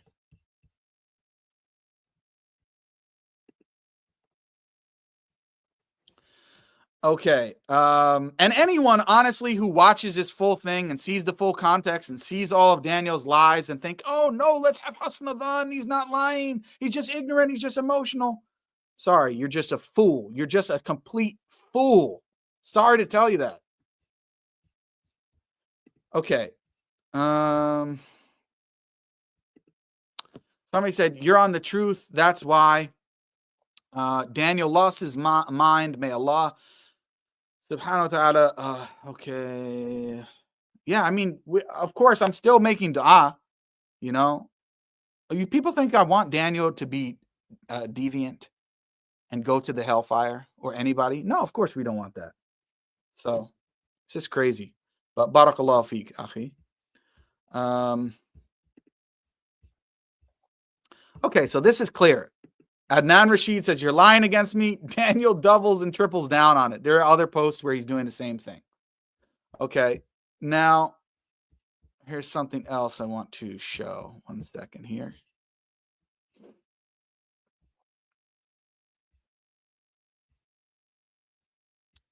Okay.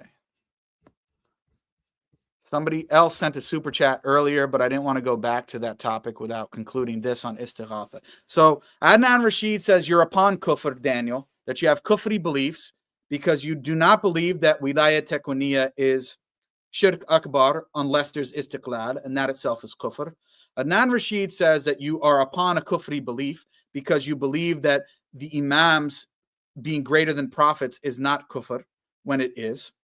Adnan Rashid says that you're upon kufr or upon a kufri belief when you say that istighatha or making dua or praying to the dead is not kufr or shirk akbar. Okay. He says that you don't know anything about tawheed, you're ignorant, you don't even know the basics, and you have kufri beliefs.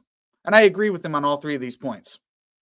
So, in actual fact, according to your standards, Daniel, and what you attribute to the so-called Wahhabis, you should be saying that Adnan Rashid should be making takfir of you, not that I should be making takfir of Adnan Rashid. You're a fool. And Adnan Rashid, to be clear, did not make takfir of you. And this is a lie that Daniel keeps not understanding or deliberately lying about, which is there's a difference between saying that somebody has a kufri belief or somebody makes a statement of kufr, a statement of disbelief, and actually declaring that person a disbeliever. We believe that there must be iqamat al-hujjah in many cases. And once that's done, then a scholar, a judge, will pronounce takfir on the person if they double and triple down on it, and they are stubborn in their kufr. But just by making a simple kufri statement or having a kufri belief, okay, there can be an excuse of ignorance or other things available before we actually takfir the person. So Daniel keeps lying, saying that we're takfiring everyone. No, we're talking about the beliefs, the acts, and the statements of people. That's what we're saying. These are kufri beliefs.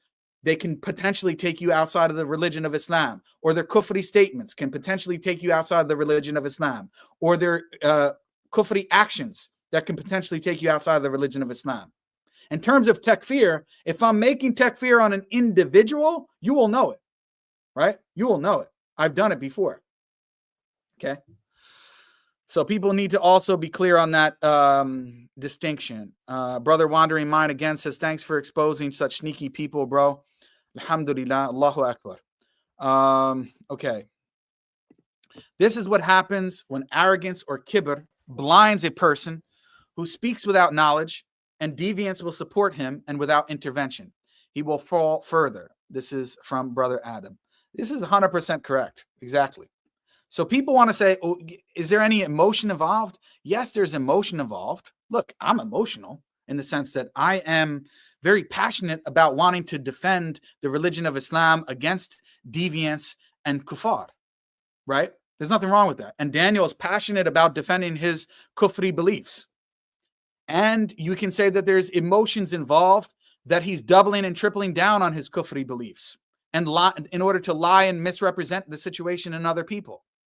But in terms of what Daniel actually believes and what he's saying, we can only judge based on the apparent. What else can we do? Okay. Now, going back to this earlier issue, Brother Mohammed here says, thanks, Jake. I really appreciate your efforts. Barakallahu feek, Brother Mohammed, and everyone who is sending in super chats.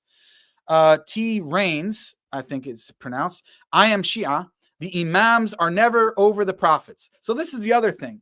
Daniel tries to play these games. He showed like a Reddit article where some, miskeen Shi'i is confused about this issue. We're talking about what do the scholars teach? What is the mainstream belief of the Shia? And Daniel keeps showing Islam Q&A and saying this is the most visited Shi'i website in English-speaking world, which is true. And he's using it as a source, as somewhat of an authority to represent mainstream Shi'ism.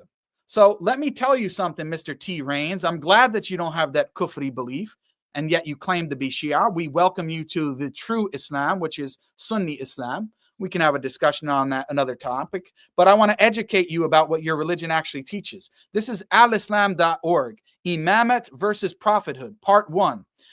Look, is this Jake saying this? This is the opening statement, guys. The Shia, not just these Khulat or this extreme sect, the Shia believe that the rank of imamat, the position of divinely appointed leader, is higher than that of prophethood and messengership. And they give evidences which they think is from the Quran, but then we refute their nonsense about Ibrahim originally being a prophet and messenger, and then he's supposedly, exalted to the rank of imama.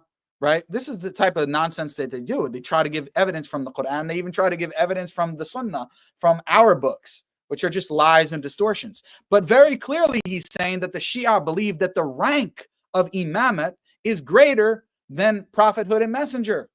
So if Musa alayhi salam is not an imam, but he's merely only a prophet and messenger, according to the Shia, right?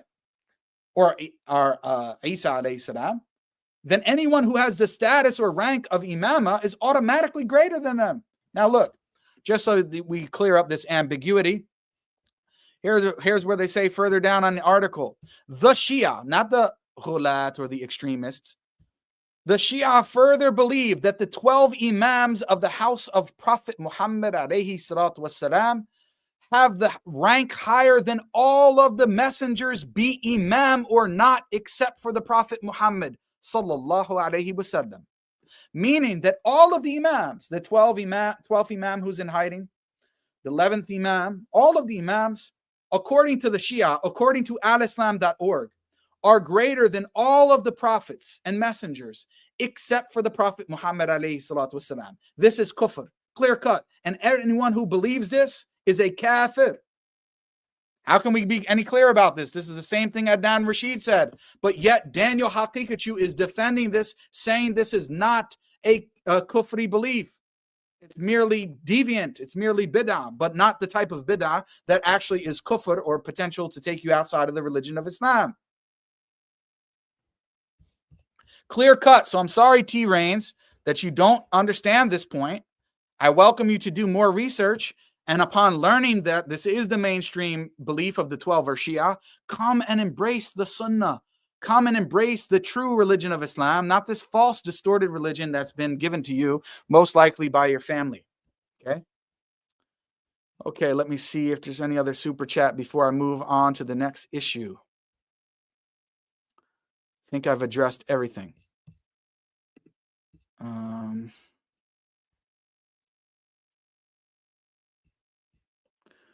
And Vandalist, I'm glad to see you're still in the chat. I'm sorry I have to be harsh with you, but honestly, if you are still confused about this, I cannot say anything else, but this is utter stupidity and ignorance. I'm not calling you stupid, but look, you have to be clear that Daniel is lying. I've shown so many proofs of this. Okay, now let's go to this other issue, which is Daniel trying to distort and discuss the issue of what he calls halal istighatha. Istighatha to the jinn or the angels. This is shirk akbar. And, or it's haram or potentially shirk, according to Daniel. And if you don't believe that, then we're contradicting our principles. This is not something new. Daniel's been trying to argue this shubha that he's gotten from the Sufis for the past 6 months or whatever it is. We've responded to him. We've showed how these are lies, distortions, misrepresentations of our position and what we say. And Adnan Rashid responded accordingly. Right. And then he clarified some of what he had to say later on. So let's show this actually. Let's see. Let's show what Adnan said in clarification about this. Okay. He said, those asking me about my position on jinns, here is an article that explains the nuances on this matter briefly. See the link in the first comment. Unfortunately, most people are commenting without knowledge. I made it very clear that the ulama are divided on this matter, but I'll explain what he means by that in a second. Please see Ibn Taymiyyah's position on this, and I explained it exactly how Shaykh al-Islam explained it. Okay. If people are not aware of this, they should not assume a consensus on this matter. Abstain from judgments, especially without knowledge. Okay. So Daniel is saying, look,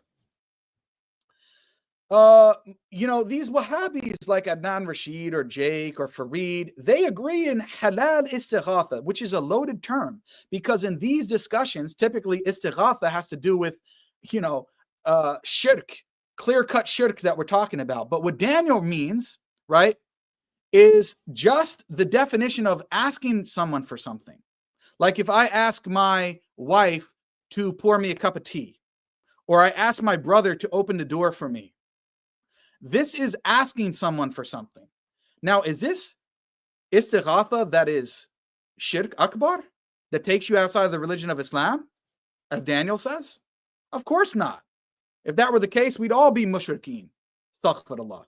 We ask people for stuff all the time, but there are conditions. The person must be alive. You cannot ask these things of the dead. The person must be present. You cannot ask this of somebody who is dead on the other side of the globe that is not going to hear you. Because why? You're attributing then certain divine qualities of being all-hearing or all-knowing, right? Being able to calculate all different languages at the same time and hear your thoughts and your desires and all of this kind of stuff.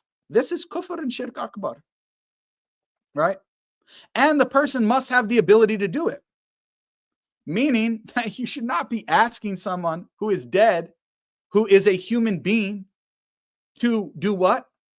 To actually say, oh, turn my heart and guide me towards Islam, or guide me upon the sunnah, or guide me to make better decisions, right? Only Allah subhanahu wa ta'ala actually has the controlling of the hearts. To attribute the controlling of the hearts and religious guidance to any created being, whether they're present and alive or not, is still shirk akbar, because you're giving divine qualities, or you're attributing to that person. You're saying that this person can do what only Allah subhanahu wa ta'ala can do, which is clear-cut kufr and shirk akbar. Okay? So these are our standards. You cannot ask anybody, whether they're alive and present, to grant you a child, to guide your heart, to control the atoms of the universe, or whatever other foolishness, right? This is all clear-cut kufr and shirk akbar, whether or not the person is alive and present, right? Because you're attributing these divine qualities to someone who doesn't have them, that is only for Allah subhanahu wa ta'ala. Only what he can do, you're attributing to creation. Then when it comes to asking the dead of things, which normally an alive person can do, this is shirk akbar. If I ask or call upon, Ya Abdul Qadir al-Jilani, can you please open this door for me in my apartment?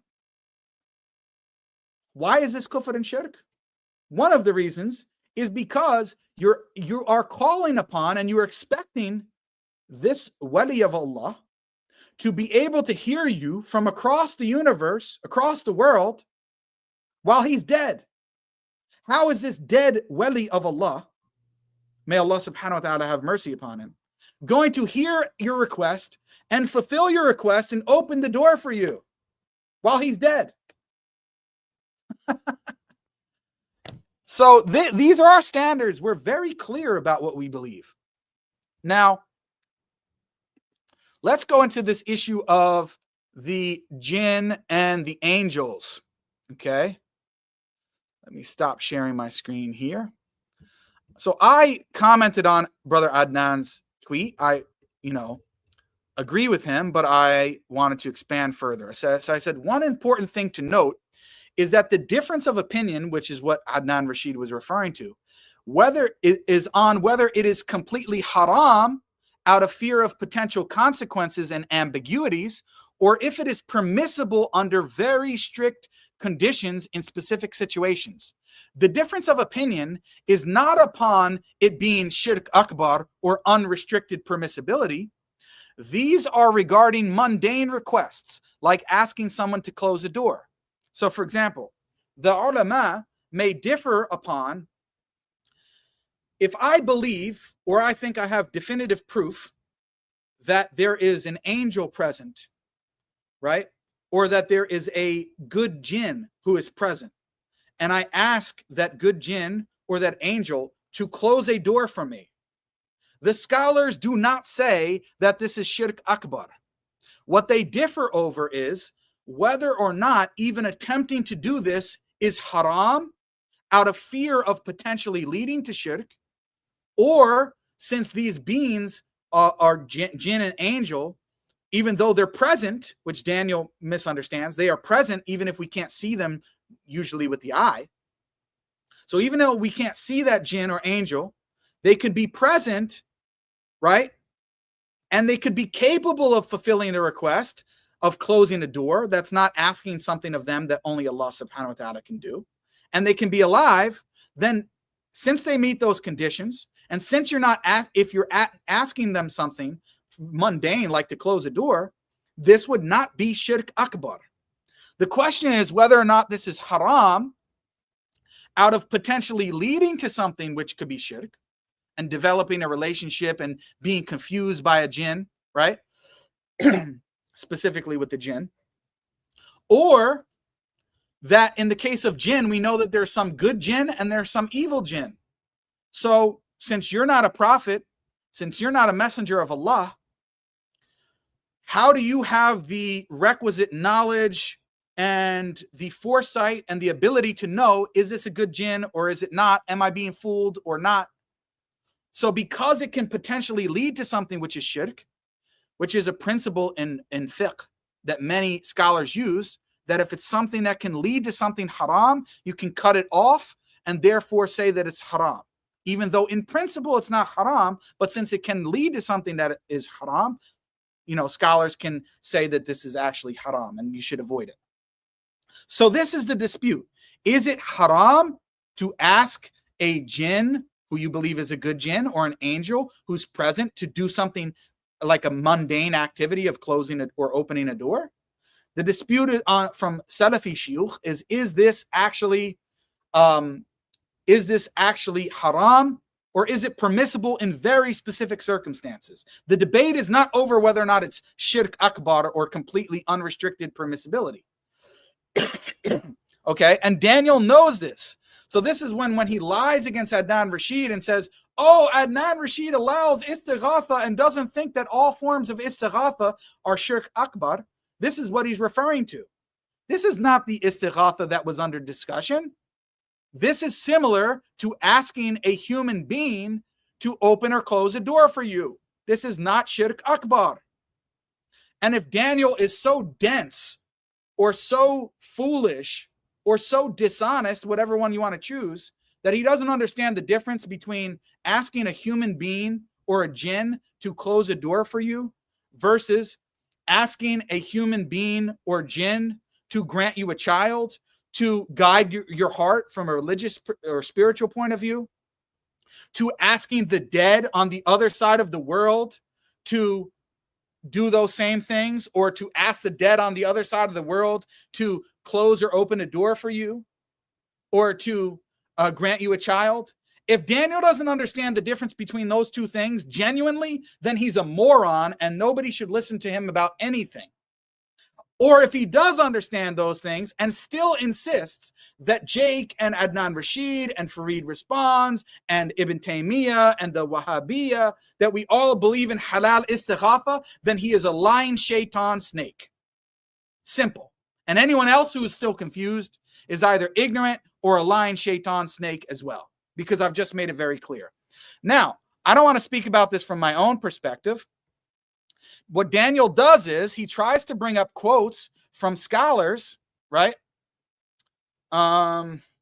He tries to bring up quotes from scholars that give the impression, like Sheikh bin Baz, as if they are saying, in very general terms, that this is shirk akbar. Even to open up a door, to ask a angel to open up a door for you is shirk akbar. This is what Daniel wants to present it as, that this is what Sheikh bin Baz and Sheikh Mohammed ibn Abdul-Wahhab are saying. This is what he wants to present it as, that they're saying it's shirk akbar, but Ibn Taymiyyah is saying it's permissible, and therefore they're contradicting each other on matters of shirk and aqidah. This is what he wants to present it as. Okay. Vandalist says, no offense taken. Okay, for your honest feedback. Keep up the good work. May Allah reward you as well. Okay. So, is this actually true? This is not true. So let me give the context to what the shuyukh, like Sheikh bin Baz, are actually saying, and how we actually bring these statements together to show that they're not contradicting each other. Okay. Let me go to that here. And this is something that I have not writing on, on the fly.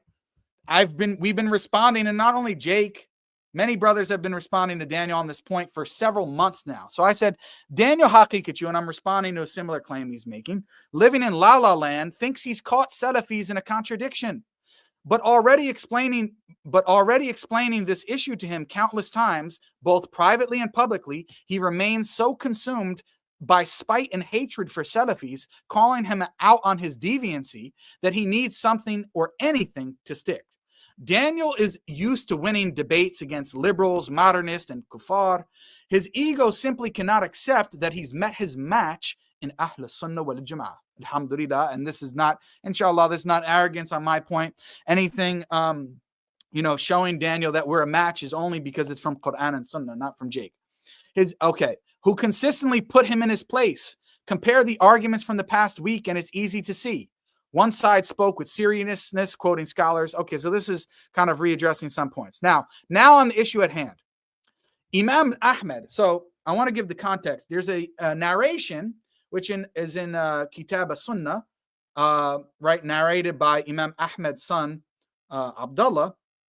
May Allah have mercy on both of them. He narrates a story in which Imam Ahmad was lost in the wilderness, and based on a narration which is transmitted by Ibn Abbas, he says that his father, Imam Ahmad, asked for help from the angels, specific angels who he believed were present, obviously, and alive, and capable of guiding him on his path to show him, to get him out of the way because he was lost. Now, why is this not shirk akbar in principle? Because it's not asking from other than Allah, that which only Allah subhanahu wa ta'ala can do. It would be like me going outside now and getting lost and asking a human being for directions. I believe that the being in question, and I have evidence that the being in question is alive, present, and capable to give me directions, and I'm not asking for a request that only Allah subhanahu wa ta'ala can fulfill. Therefore, it's not shirk akbar.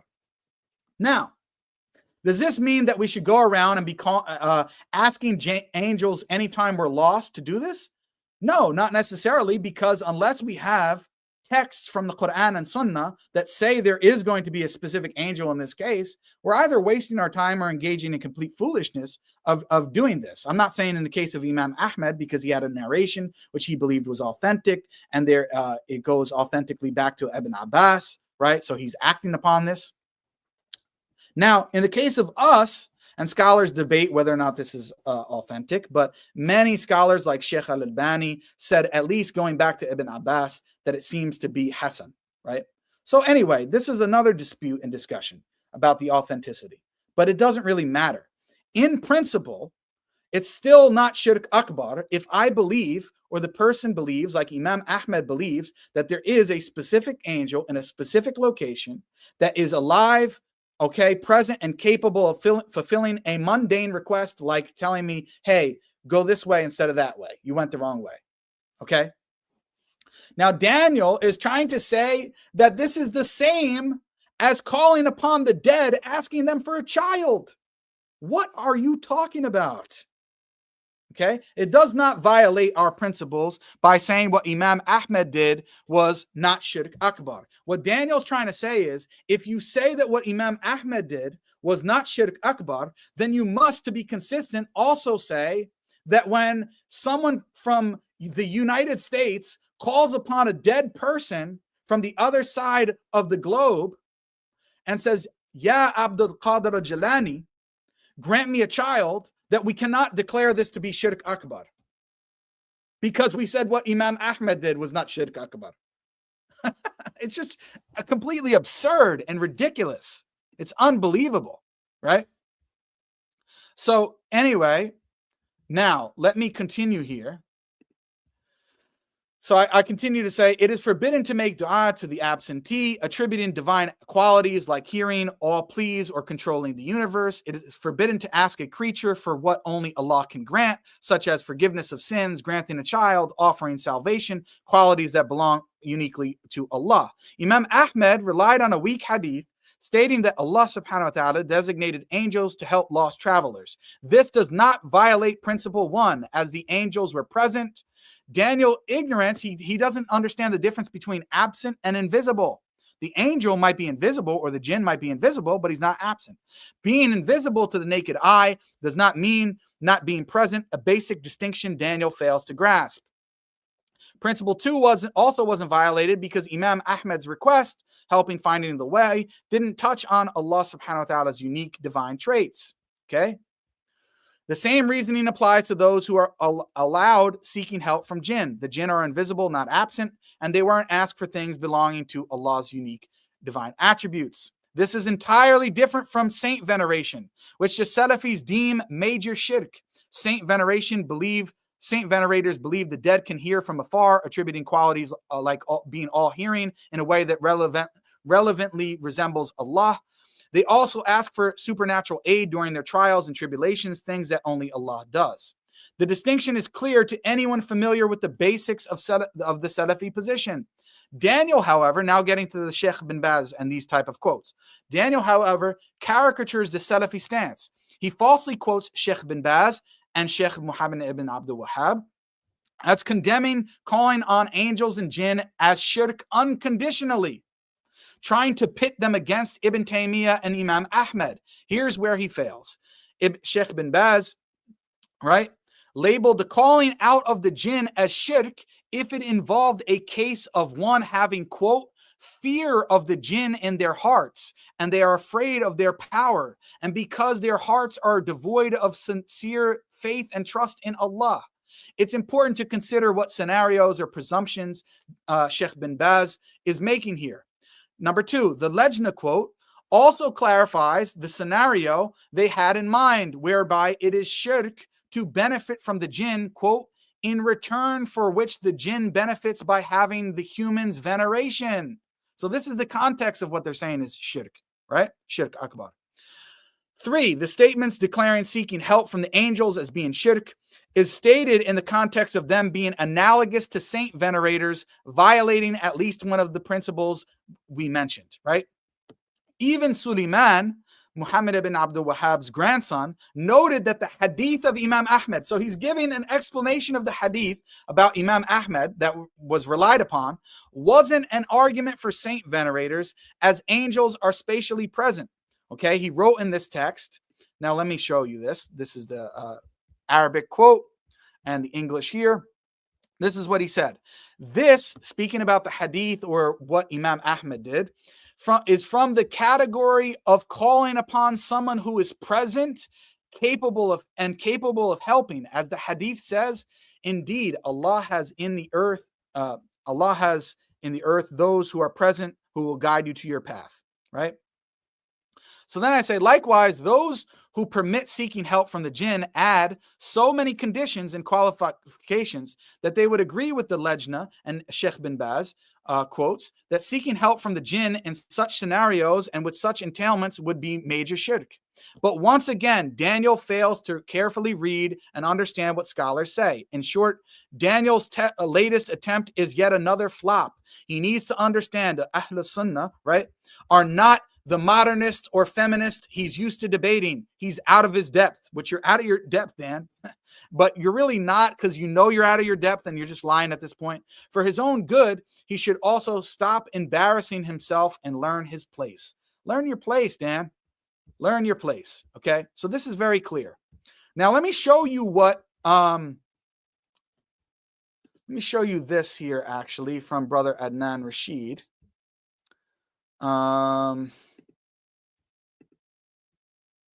Actually, let me show you this here from Daniel to prove that he's well aware of this, because there's a brother on Twitter, a good brother of my and friend of mine, Abdul Bar al-Maliki. He's Moroccan, by the way. Shout out to him. And he's very useful, very helpful with things. So, may Allah subhanahu wa ta'ala bless and protect him. Okay. So basically, I don't want to go through the whole thing because it's a long thread. So I apologize, Akhi. But it's a long thread where basically he's summarizing everything I just said already and agreeing with me, right? Daniel responds, brother, now I see a change in your tone from you, and perhaps a realization that maybe the issue of istighatha is not as clear-cut as you first claimed. So you'll see the intentions of why Daniel's bringing up this Imam Ahmad thing. You know all nuances, exceptions, gradations, etc. when it comes to calling upon angels and jinn, and how this is not automatically shirk. Excellent, meaning Daniel agrees. Those are exactly the same considerations in the case of calling upon the Prophet ﷺ or saints. It's all nuanced and complex issue, and thus a mistake to presume that all cases of the same and all of them are clear-cut shirk, and all of those who do it are automatically kafir mushriks. You and others keep saying that there is a huge difference between calling on jinn or angels versus calling on the Prophet sallallahu alaihi wasallam or the saints. Yes, we are saying that there is a huge difference. And if you don't see the difference, you're either an idiot or you're lying. Guys, chat, tell me, is there a difference? You see that there's a difference between asking an angel who you believe is present before you, who is good, an angel who is good, you're not worried about him being deviant or anything like that, a good angel who's before you, who's present, who you believe is present before you, who is alive and has the capability to close a door for you. Is there a difference between asking that angel to close a door in your apartment versus calling upon a dead saint, a dead wali of Allah from across the globe, expecting that he can hear you and that dead saint can grant you a child or guide your heart to be closer towards Islam? Is there a difference between them? Is there a huge difference? Daniel wants you to believe there is not a huge difference between them. He's out of his mind, completely out of his mind. He says, but this is not clear at all. It's not clear to him. So let's give him husn dhan and say it's not clear to him that there's a huge difference.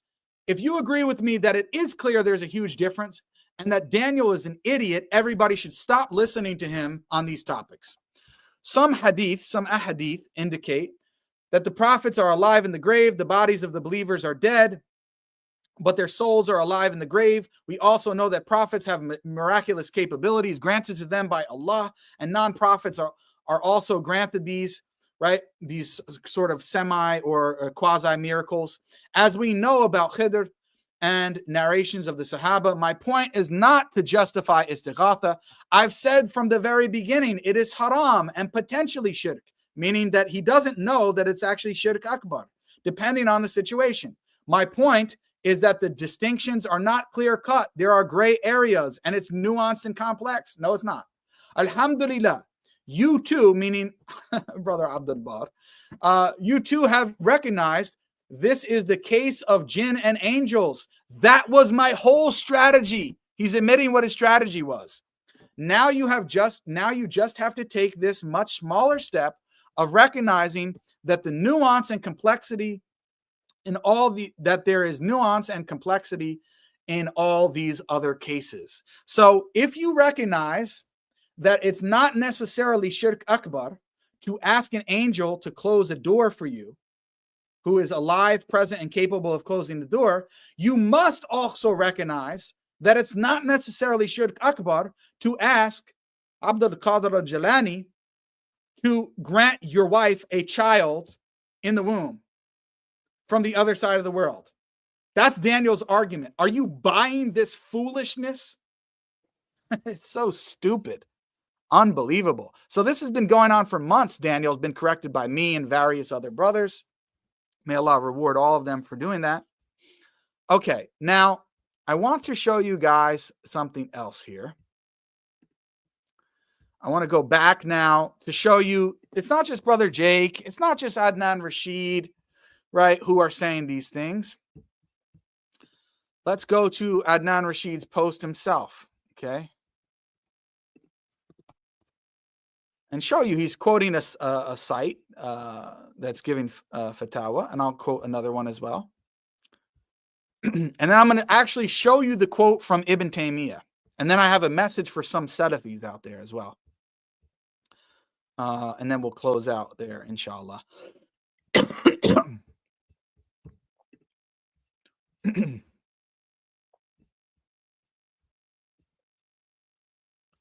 Okay, let me see here. Okay, let me share my screen, guys. Let me go back to Brother Adnan Rashid's tweet. So here he gives a link to what he's explaining about the difference of opinion, right? See the link there? So I click on the link and let me show you what that link is. So it's about using jinn for useful purposes, right? Somebody asked a question. Okay, here is the response. I'm going to read you the whole response here. Answer: praise be to Allah, the Lord of the worlds, and may his blessings and peace be upon our Prophet Muhammad and upon all his family and companions. It is unlawful, meaning it is haram, to seek the help of jinn, even in things that appear to be good, because, and this is their ruling, this is where the ikhtilaf is, because their help leads to much deprivation, and because the jinn are from the unseen, which a person cannot assess accurately. So he cannot say for sure that they are Muslims. So jinn could be Muslim and a jinn could be non-Muslim. So how do you know, right? So it's warning against, this danger. Or otherwise, or that they are good or bad. In fact, evaluating such things requires a good knowledge of their character, which Ibn Taymiyyah brings up. And I'll go on to that quote and show it to you, the Arabic and the English. Their piety and their religiousness. This cannot be certified by us, as we lack knowledge of their norms as far as truth and falsehood are concerned. Moreover, it is not reported that the Prophet ﷺ, his companions, or those who followed him ever did that or sought their help or resorted to them to achieve anything.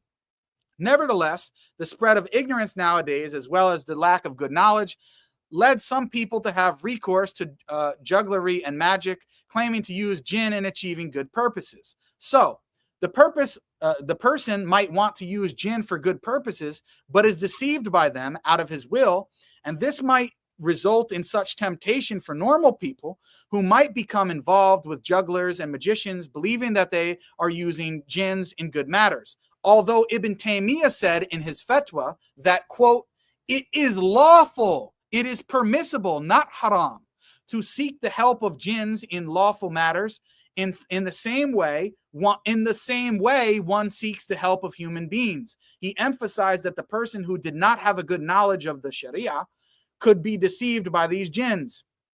Ibn Muflih, a Hanbali scholar, said, right, Ahmed, quoting Ahmed, about the narration, about the man who claims to cure mad people and epileptic ones using ruqya, and claims to address the jinn and talk to them, giving them orders and that some of them abide by his orders, Ahmed said, I do not like that anybody does this. Avoiding it is more preferable to me. So, quoting Imam Ahmad, and even this site, this fatwa, does not say that it's shirk akbar. They say, Imam Ahmad says, and this site is giving a fatwa based on that or more towards that he doesn't like it, that it's makruh, or that it's haram. We prefer that you don't do this. But he doesn't say that it's shirk akbar. Why? Because you're asking a being, a jinn or angel, that is someone who's present, alive, and capable of meeting a mundane request like opening a door. You're not calling upon a dead person from across the globe to grant you a child or to forgive your sins. Okay? Prophet Sulaiman alayhi salam was not a magician. And then it goes over the story of Sulaiman alayhi salam subjugating the jinns and having the jinns actually do things for him. Right? I don't want to belabor the point, but everyone is familiar with this story.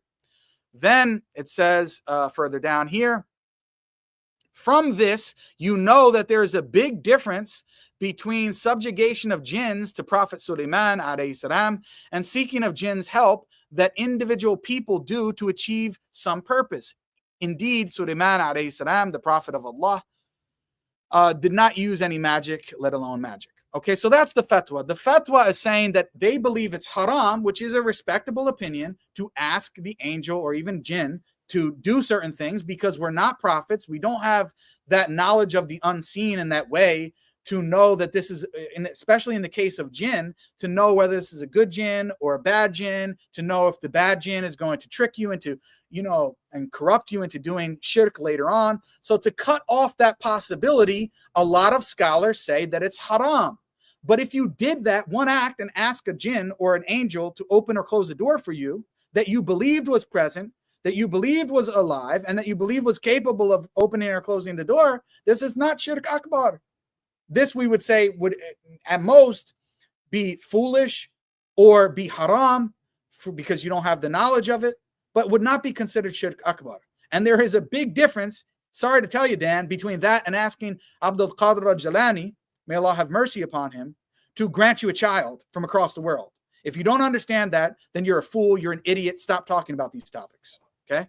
Simple. And it does not contradict Salafiyah or our principles on istighatha and what is permissible and what is not, and what is shirk akbar and what is not. But notice that the same site also notes what Ibn Taymiyyah said. Ibn Taymiyyah said that it was halal or permissible under very specific, strict conditions, right? Not just willy-nilly, and not asking the jinn for anything. So let's go over that quote that they were mentioning. Okay? But actually, before I do that, I want to actually share this again to show it's not just that website. It's Islam Q&A as well, which some people don't like, but I'm just showing you this just because it's a good resource for some quotes here. And it quotes here, look, Shaykh Saleh al-Sheikh, right? Who is a big bad Wahhabi, according to Daniel. But what does he say about this hadith and this example of Imam Ahmad? He says, the hadith does not support the claim of the followers of falsehood, like you, Daniel Haqiqatjou, that one may ask the dead of the dead and others. Rather, it clearly states that those who are addressed by the one who has lost his way are the angels, who can hear what he says to them and are able to respond by their Lord's leave, because they are alive and have been given the ability to help the one who is lost find his way. They are the ones who are addressed as slaves of Allah. They are alive and can hear and can respond by doing what their Lord enables them to do, which is to help the one who is lost in the wilderness find his way. Whoever quotes these reports, that means you, Danny boy, whoever quotes these reports as meaning that one may call upon a specific person by naming is telling lies against the messenger of Allah sallallahu alaihi wasallam. And he has not paid attention to and contemplated the words of the Prophet alayhi salatu wasalam. And that is characteristic of those who follow whims and desires. That's you, Dan. Once this is clear, we may say that this report contains words that may be said and one may be lenient concerning it. despite the fact that it is da'if or weak, which is, there's discussion about this, about it going back to Ibn Abbas or not, and whether it's Hassan or not.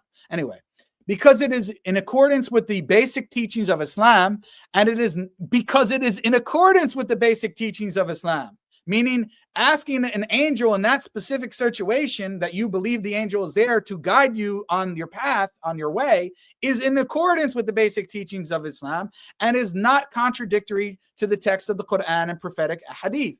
So are you saying that this Wahhabi Sheikh, Dan, it's just like us? We're coming up with this on the fly in reaction to you because we can't actually defend our consistent position on istighatha to the dead being Shirk Akbar?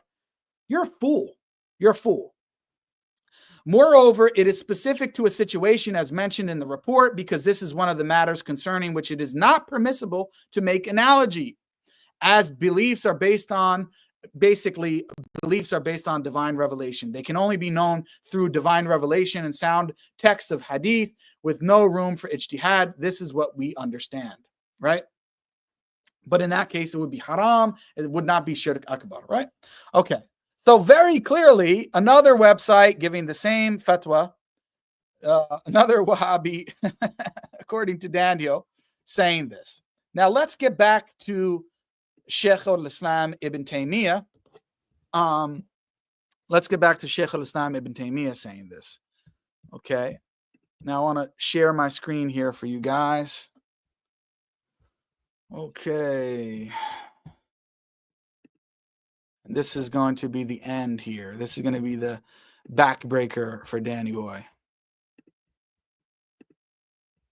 Okay. You see this? This is the Arabic quote here, which is from Shaykh al-Islam ibn Taymiyyah, which Daniel also alluded to in the discussion. I don't think he really quoted it very much.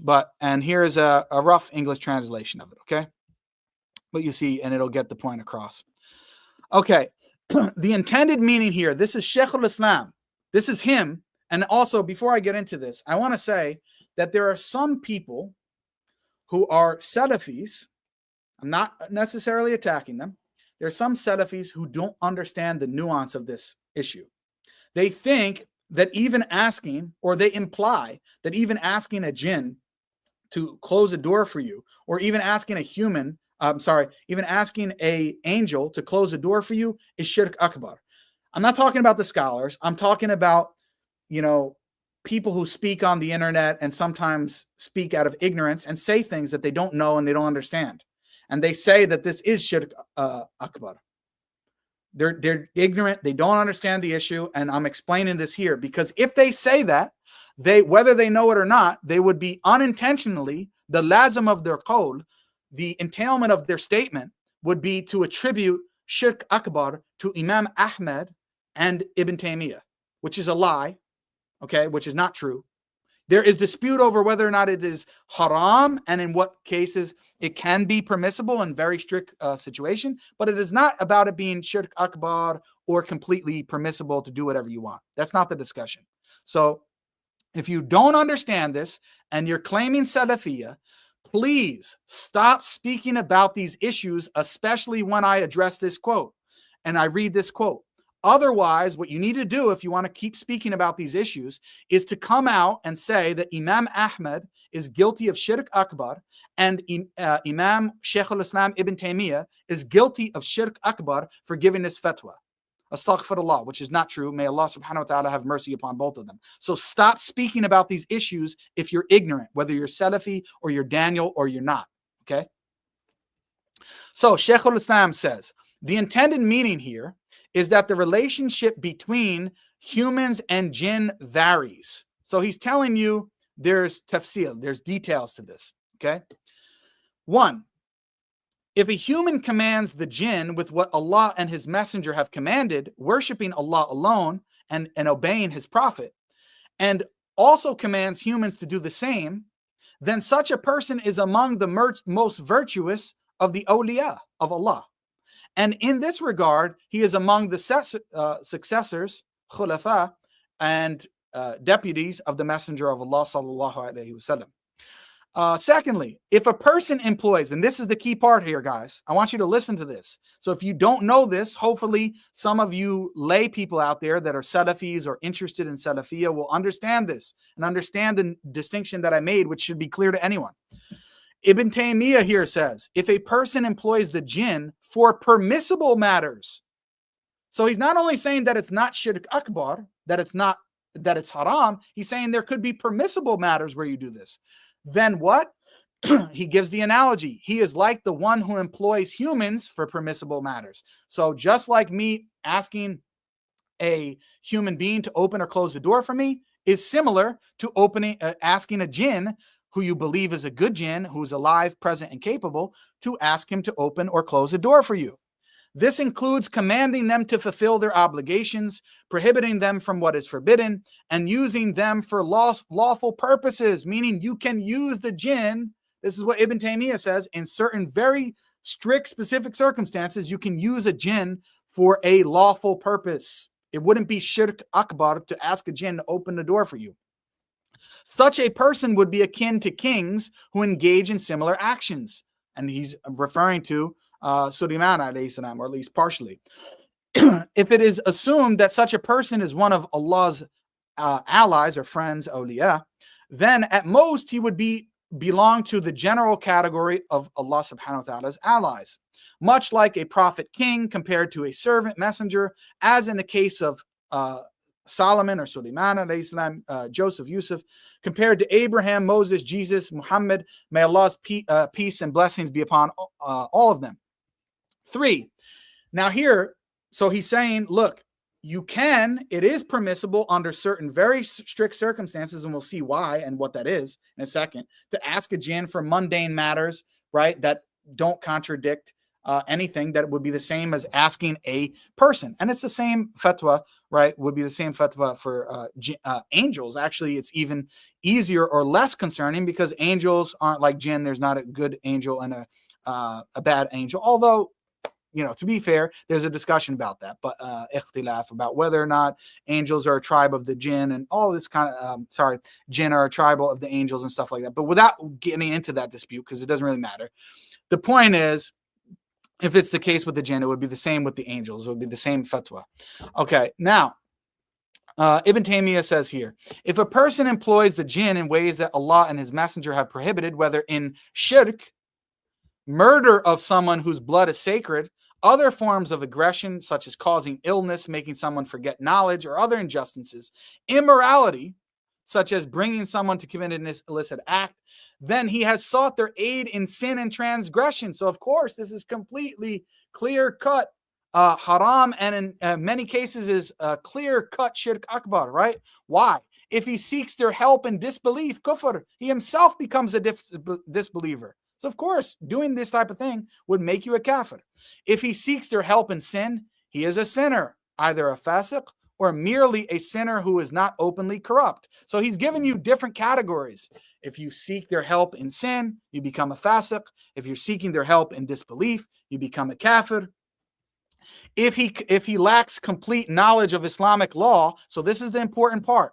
If he lacks complete knowledge of Islamic law and seeks their aid, it is thinking it is a form of like a quasi miracle, such as using them for pilgrimage, flying during bid'ah-induced spiritual states, or being transported by them from one city to another, then he has been deceived and manipulated.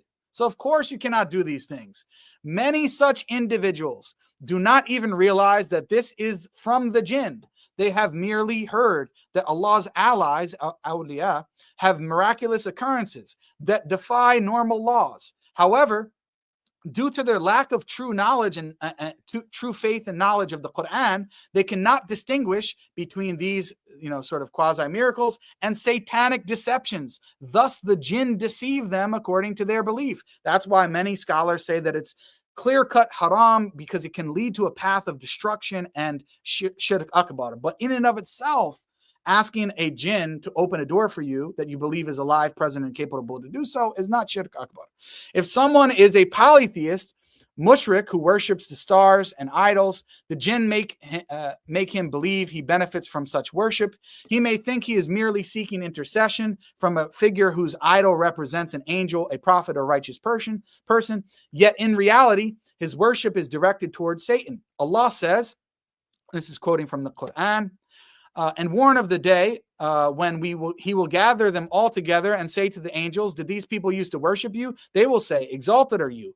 You are our ally, not them. Rather, they used to worship the jinn. Most of them were believers in them. For this reason, those who prostrate to the sun, moon, and stars intend to prostrate to them. But Satan appears at the time of their prostration, so that their prostration is actually to him. Similarly, the shaitan manifests himself in the form of those whom the polytheists call upon for help. If a Christian calls upon Saint George or another figure, Satan appears in the form of that figure. If someone identifying as a Muslim calls upon a sheikh he venerates, Satan appears in the form of that sheikh.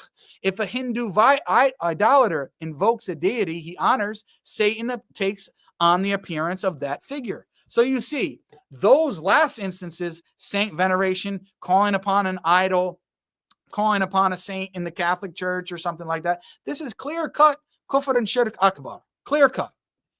Now, he's warning you, look, if you lack complete knowledge of Islamic law, then seeking aid from these jinn, even in what you think may be permissible matters, can be dangerous, right? Can be dangerous because it can lead to kufr, shirk, or sinning, right? All of these type of things. But Ibn Taymiyyah very clearly says, and I'll put the text there. Look, the reference is here for anybody who wants it. Screenshot it now. Okay, that's the Arabic reference, but I'll put it in the description of this video or in the comment section as well. And here is the translation, right, of the text, which I just went through, where he says, if a person employs the jinn for permissible matters, then he is like the one who employs humans for permissible matters. This is Ibn Taymiyyah's fatwa, okay? This is the general ruling on this issue, okay? So that's the general ruling that, according to Ibn Taymiyyah, other scholars say the general ruling is haram, not that it's permissible, and then under strict circumstances. In any situation, it's haram. It shouldn't be done because it can lead to very dangerous things. Now, any Salafis who cannot explain it in the way that I just did and don't understand this nuance, please be quiet. You're stepping out of your bounds. You don't understand these issues. Now, for Daniel, if you continue to lie and distort what Adnan Rashid's position is, what my position is, what Ibn Taymiyyah's position is, and you try to use this as justification for saying that it's not Shirk Akbar to call upon the dead to grant you a child, then you are either severely stupid and a complete fool, or this is just another example of you lying. Anyone with any common sense knows that there's a difference between asking a human being, jinn, or angel to close or open a door for you, just like Sulaiman alayhi salam did. Because if you say, this is another thing even worse, if you say that in all cases this is Shirk Akbar, then you would have to say that Sulaiman alayhi salam, right, committed an act of shirk, astaghfirullah, which he clearly didn't. And it doesn't become shirk just because you're not a prophet doing it. Give me the dalil for that. You can say it becomes haram, but it doesn't become shirk just because you asked an angel or jinn to close or open a door for you. That violates our principles, okay? So you need to bring a dalil to show that, it could not be shirk for Sulaiman alayhi salam, but it becomes shirk if I ask an angel to close a door for me. This is not Salafiyah. You need to bring a dalil, a principle from the Quran and Sunnah to establish that. Okay? So it's very, very clear. Anybody who doesn't understand this distinction is either a liar, lying shaitan, if they continue after this detailed presentation that I gave, right? Or you are someone who is just severely ignorant. Okay? Now let me see. I'm going to close out here, guys. I'm going to go to Superchats to see if there are any. Immortal Technique fan, dude, you are such a Dan fan. It's absolutely disgusting. Brother Jake, reconcile with Brother Daniel. Here, I will reconcile with Brother Daniel when I reconcile with Immortal Technique, which means when Immortal Technique repents of his kufr and shirk, and Daniel repents of his kufr and shirk, then I will reconcile with him. All true Muslims want unification of ummah. Yeah, we want unification with people who are not spreading kufr and shirk. That's right. Immortal Technique again. The believers are brothers, so make settlement between your brothers and fear Allah that you may achieve mercy. I guess these people don't understand. Do you think we should reconcile with people who are openly lying against us and many other people and are spreading deviant and kufri beliefs? No, this is not the case. Ismail says, is Valentine's Day halal if there is istiqlal? I hope this is not meant to be like a joke or dig at me. If it's at Daniel, that's another story. But of course, Valentine's Day and celebrating it is not halal, very clearly. So I think that's a joke, hopefully, to Daniel. Okay, let me just see if there's any last question or comment that you want to make. Send a quick super chat. Otherwise, I'm going to summarize what we discussed and then close out here, guys. Okay. Let's see this DD character. I think you're really confused. So let me help you out. Let me help this DD guy. Says it's not just going and talking to the jinn just like that. People can easily be misled. Like I said, just fingers away from all this. Put your whole faith in Allah and that's it. Yeah, no problem with this. And this is a scholarly opinion. This is a scholarly opinion that many scholars label it to be haram because it's a potential pathway to shirk, right? And it's dangerous. And you don't know if the jinn is a Muslim or not, and maybe can manipulate you to doing things that are haram or even shirk. This is clear, right? And I actually even see the validity in this and see that it's a very strong point that these shuyukh are making. Somebody like Ibn Taymiyyah says that, yes, this is definitely true. That's why nobody, unless you have very strong knowledge of the Sharia and Islamic knowledge, you should not even be walking anywhere near doing any of this type of stuff, because it can lead to you becoming a fasiq or a mushrik or a kafir, etc. Right? But in and of itself, DD, do you understand the difference between asking a jinn or angel who you believe is alive, present, and capable to close a door and asking a dead saint or a wali of Allah to actually grant you your wife a child? If you don't understand the difference in how one is clear-cut shirk akbar and one is either only haram or not, then you've been deceived. I mean, I don't know what I can really do for you at that point. Okay. Okay, let's go to the super chat. Okay, brother sent one here, 199 super sticker, no comment, but appreciate it. Barakallahu feek. Okay, let's see. Anyone else here that I should address?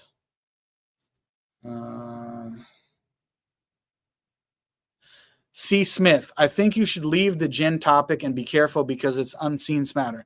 C. Smith, what I think you should do is you should actually listen to what I said, listen to the evidence I presented, the explanation, and if you don't understand it, then you shouldn't watch my streams, or you shouldn't watch this stream. You shouldn't speak about it because it's your ignorance and you don't understand it. Don't put your confusion on me, okay? And that goes for any of the other Juhal Salafis out there who are commenting on this issue, who don't understand this, who when they see a text like this from Ibn Taymiyyah, they actually think he's upon deviance. That's your own ignorance. That's not mine. You're not equipped to speak about it, then don't talk about it. Okay.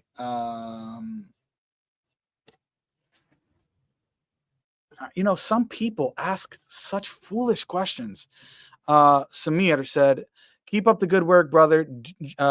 Deviants cannot be entertained, and don't forget the unban my account. Yeah, that was not intentional. I accidentally unbanned you. I will check that after the stream, inshallah, because I can't do it from here. Let's see. Yeah, you never said I was ignorant, but you said we should leave the topic. No, we shouldn't leave the topic because Daniel is raising this and trying to popularize it as a shubha. We're responding to it to show it's not what he thinks. If you can't handle it, then don't join the stream. I guess I should be a bit more relaxed. I'm going to just assume that this is just a genuine question. Assalamu alaikum, Jake. Wa alaikum salam. Did the Sahaba or Muhammad sallallahu alayhi wasallam ask Jibreel or Muslim jinn for help? Guys, are you not understanding the point? Nobody is telling you that you need to go asking jinn or angels for help. Nobody is telling you that you need to do that. The question is about whether or not it is shirk akbar or not. Scholars are divided on whether or not it is haram because it can lead to something that is shirk, or whether or not it's permissible in very strict circumstances like Ibn Taymiyyah gave about having very, very good knowledge of the Sharia.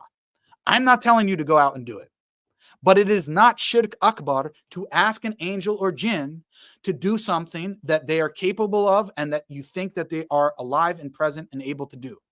Now, the question is, are you a fool for doing it because you don't have any evidence? Is it haram because you don't have any evidence that the jinn or angel is there? Should you be doing it willy-nilly? Should you be requesting shirky things of them? Should you be? No, of course not. Okay? So I hope this is clear. And did the companions ask the angels and the jinn for help and call upon them and doing these different things?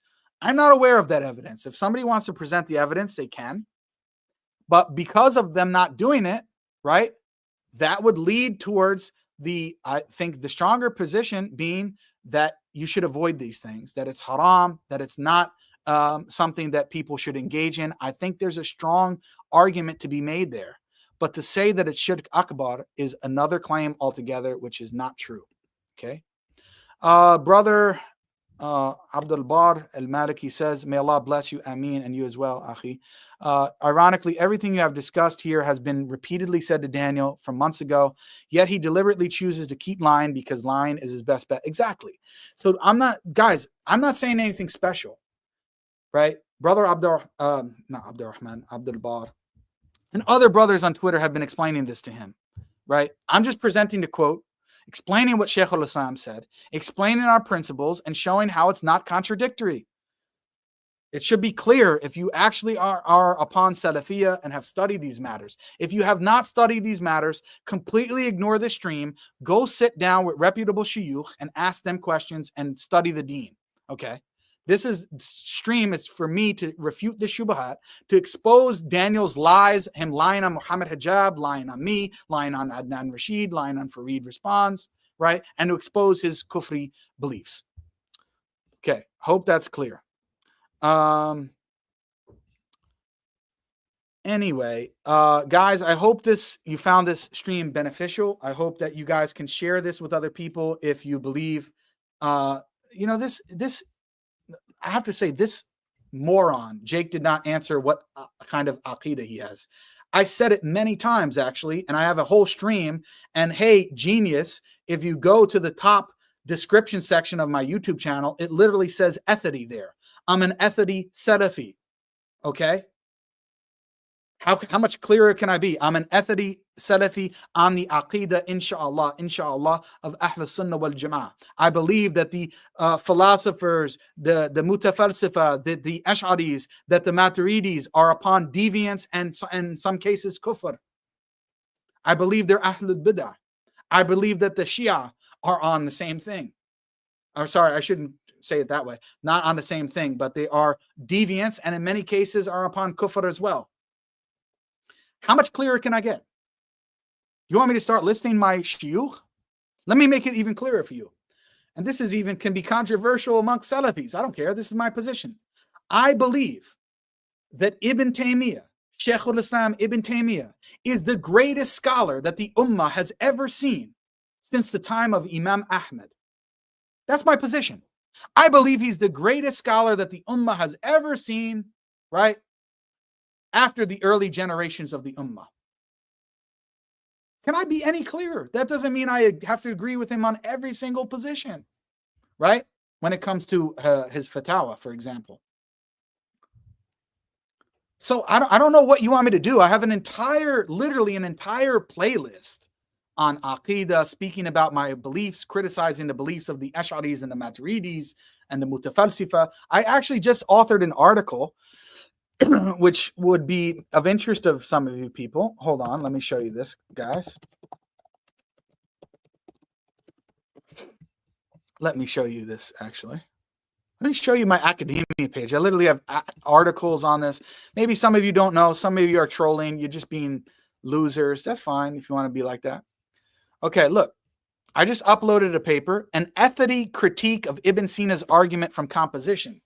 What I do in that article is I literally translate a text that, to my knowledge, has not been translated in detail before from Shaykh al-Islam ibn Taymiyyah, where he is responding to Ibn Sina's argument on the Dalil of Tarkib, which is basically argument from composition, where he tries to argue that he uses it to argue that Allah subhanahu wa ta'ala doesn't even have any attributes, or that they are, not real distinct attributes, right? So I have a whole article on this, and this is my position. I'm not just representing Ibn Taymiyyah's position. I believe what I'm writing here.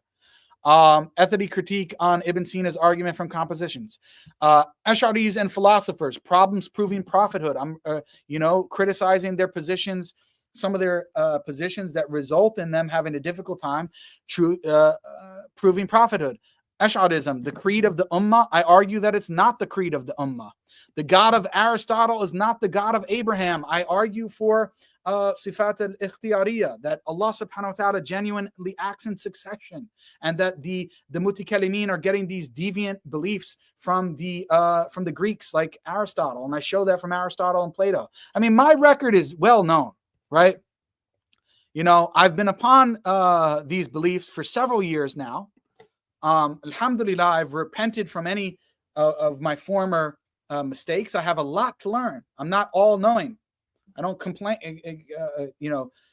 claim this like some of the Sufis claim about the Prophet Mohammed ﷺ and some of the awliya, and attribute these ridiculous things to them. Okay, but I'm very clear. If you don't know it by now, that's your problem. Do some research. Do a basic Google search. Man, some people are so lazy they can't even do a basic Google search. Okay. Let's see. Let me see. Last couple super chats here. Okay. I'll remember you in dua and brother Daniel. Yeah. I make dua for you as well as Mortal Technique. Stop following this deviant lying shaitan, Daniel. And stop listening to Immortal Technique as well, because he has that song Dance with the Devil. And right now, when you are following Daniel, you're dancing with the devil. Okay. So maybe there's a connection there. Jay says, yo, Jake, what's hood, bruh? This is just more games that these guys want to play around with, I guess. Okay, they want to waste their super chats on this kind of stuff. Go ahead. Let's see here.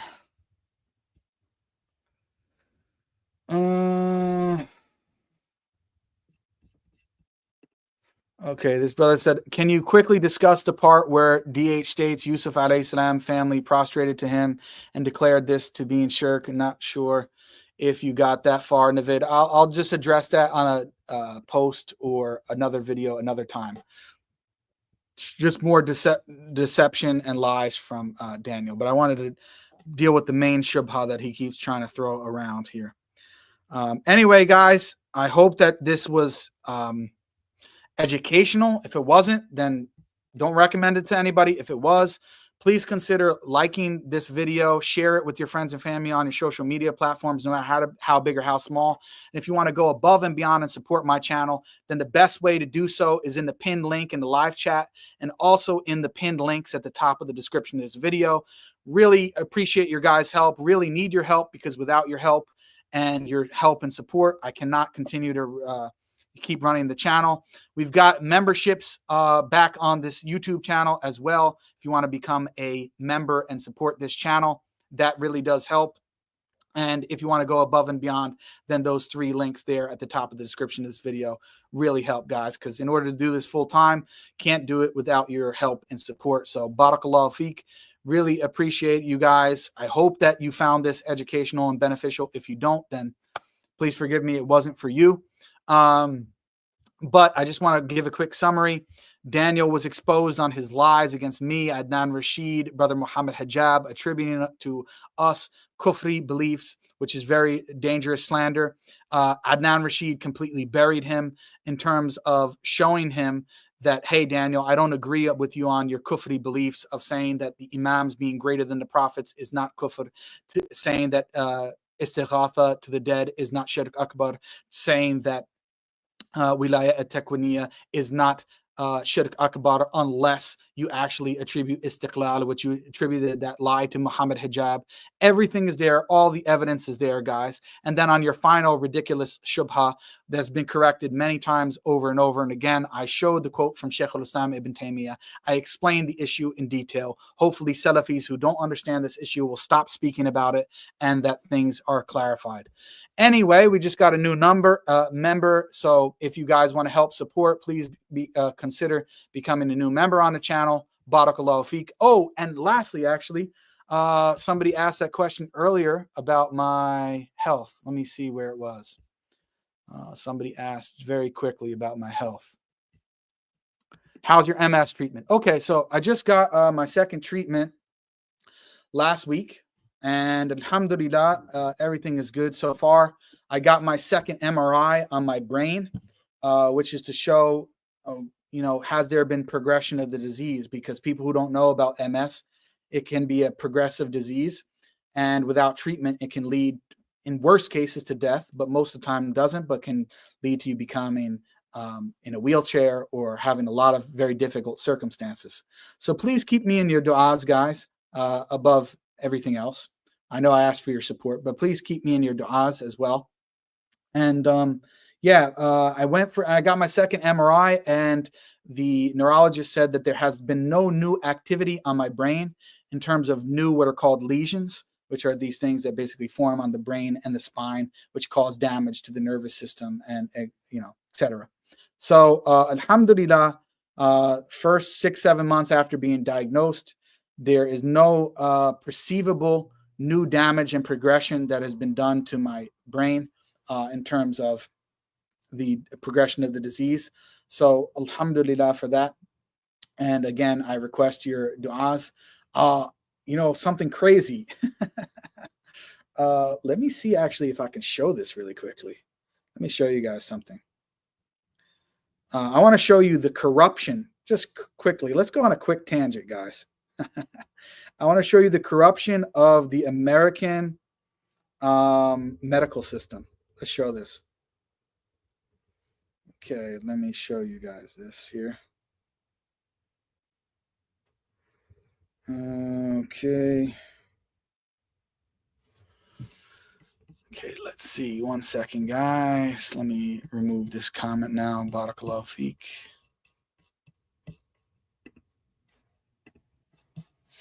Let me show you this utter corruption. You'll be shocked about this. Let me ask you guys this. How much do you think my treatment was last week, guys? Actually, it was 1 week ago from today, last Friday. How much do you think it was to receive my medical treatment, which basically was an infusion? I went into a medical center or whatever hospital area. They put the medicine in me, and I get this medicine once every 6 months, so twice a year. And they watched me for about 5 or 6 hours. How much do you think that they are charging my insurance company in the U.S.? Take a guess. Let's take a guess at this. Look, let's see how you guys are gonna be shocked. Yusuf Ahmed says at least $1,000. Nope, way higher. 2,000. Go higher. 6,000. Ahmed. No, way higher. Man, you guys are gonna be shocked. You're gonna be more shocked about this than Daniel's kufr and his lies. Pandora man, 10 to 20,000. You're getting warmer, bro, but you got to think big, way bigger than that. Way bigger than that. Anyways, I don't want to belabor the point. 70,000. No, we don't have a winner. Higher than that, guys. Go higher. Go higher than 70,000. Okay, anyway, I don't want to make this too long. So let me show you now, okay? Hopefully you guys will be able to see this. Let me. You might not be able to see. I can't really zoom in on it properly. Subhanallah. Anyway, I'm going to show you. Maybe you can see it. Maybe you can't because I don't have the right tools to be able to show you this right on the spot. Actually, you know what? Maybe I know what I can do. Here's what I can do. 1 second, guys. I wasn't prepared for this because I didn't know somebody was going to ask me about this. Okay, here we go.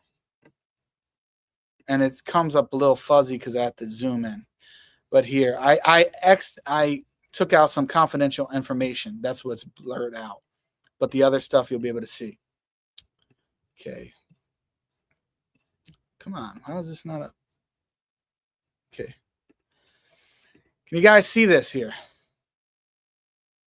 This is an image from my insurance company website on my recent treatment. Okay. So if you see here, patient name, Jake Brancatella, date of service, 2/7/2025. This is when I got it done. Amount billed, $173,175.01. That's how much the provider for the medicine is billing my insurance company. Now, they have a breakdown of the service. Chemo infusion, because technically what I'm getting is technically a type of chemotherapy, because the drug and medication that I'm on was actually originally designed for cancer patients. But later they found out that it was beneficial for my disease. That's $2,310. Okay, same thing again, another $2,310. Here's the main medicine, which is called ocrelizumab, or Ocrevus, sometimes pronounced. Just for the medicine itself, just for the medicine to receive that one bag of medicine that they put in an IV and dripped into my arm, $166,640.01. Can you imagine that? Then other things that they administered there, another $1,000, another $400. Okay, but the main cost, okay, it's $173,000. Of that $173,000, most of it is not for administration, just for the medicine, $166,000, which I have to get twice a year. So what would that equal? That's over 300 grand, 300 and like whatever, $1,000 per year. That's how much they're billing my insurance company. Absolutely insane. Absolutely insane. So if you don't have insurance, how could you pay for this? It's unbelievable. This is in the U.S., guys. This is U.S., not Morocco. When I get my first treatment in Morocco, inshallah, I will explain the details of this. So there is a special, I truly believe these insurance companies, these medical providers that charge these amounts that are just crazy, there's a special place in hell for these people. I actually believe that. They are taking advantage of people and they're not taking care of them the right way. It's unbelievable, guys. So anyway, any of your support is genuinely appreciated. The links are there at the top of the description of this video. But above and beyond, guys, just please, at the very least, if you can keep me in your du'as and hope that this disease does not progress and get any worse, inshallah. Let me just check one last time for super chats here. Okay. Mortal Technique says, I stopped listening to music. This is an old username, off topic. Mortal Technique took a shahada and accepted Islam, in case you didn't know. Assalamu alaikum. Wa alaikum salam. I don't know about that, and not really that interested. But anyway, I was just kind of half kidding, but okay. You stop listening to music. Alhamdulillah. Now stop listening to Daniel, who's a caller to misguidance. I now agree that Daniel is a caller to obvious misguidance. Android Foyne. Thank you. Alhamdulillah. Allahu Akbar. Share this video far and wide. Comment on it afterwards. Inshallah, guys. Let me know your thoughts. Subscribe to this. This is my new channel. Let people know this is my new channel. My new videos will be coming out on here, not on the old channel. We got shadow banned and demonetized and everything over there. So please consider supporting and subscribing at the new channel here. Until next time, guys, please keep me in your du'as. Make du'a for Daniel as well to get him off this misguidance and calling people to misguidance. Because at the end of the day, we want the best for him. He makes it very difficult for us to really make these kind of statements, but still at the end of the day, we do. So anyway, guys, barakallahu feek. Assalamu alaikum wa rahmatullahi wa barakatuh.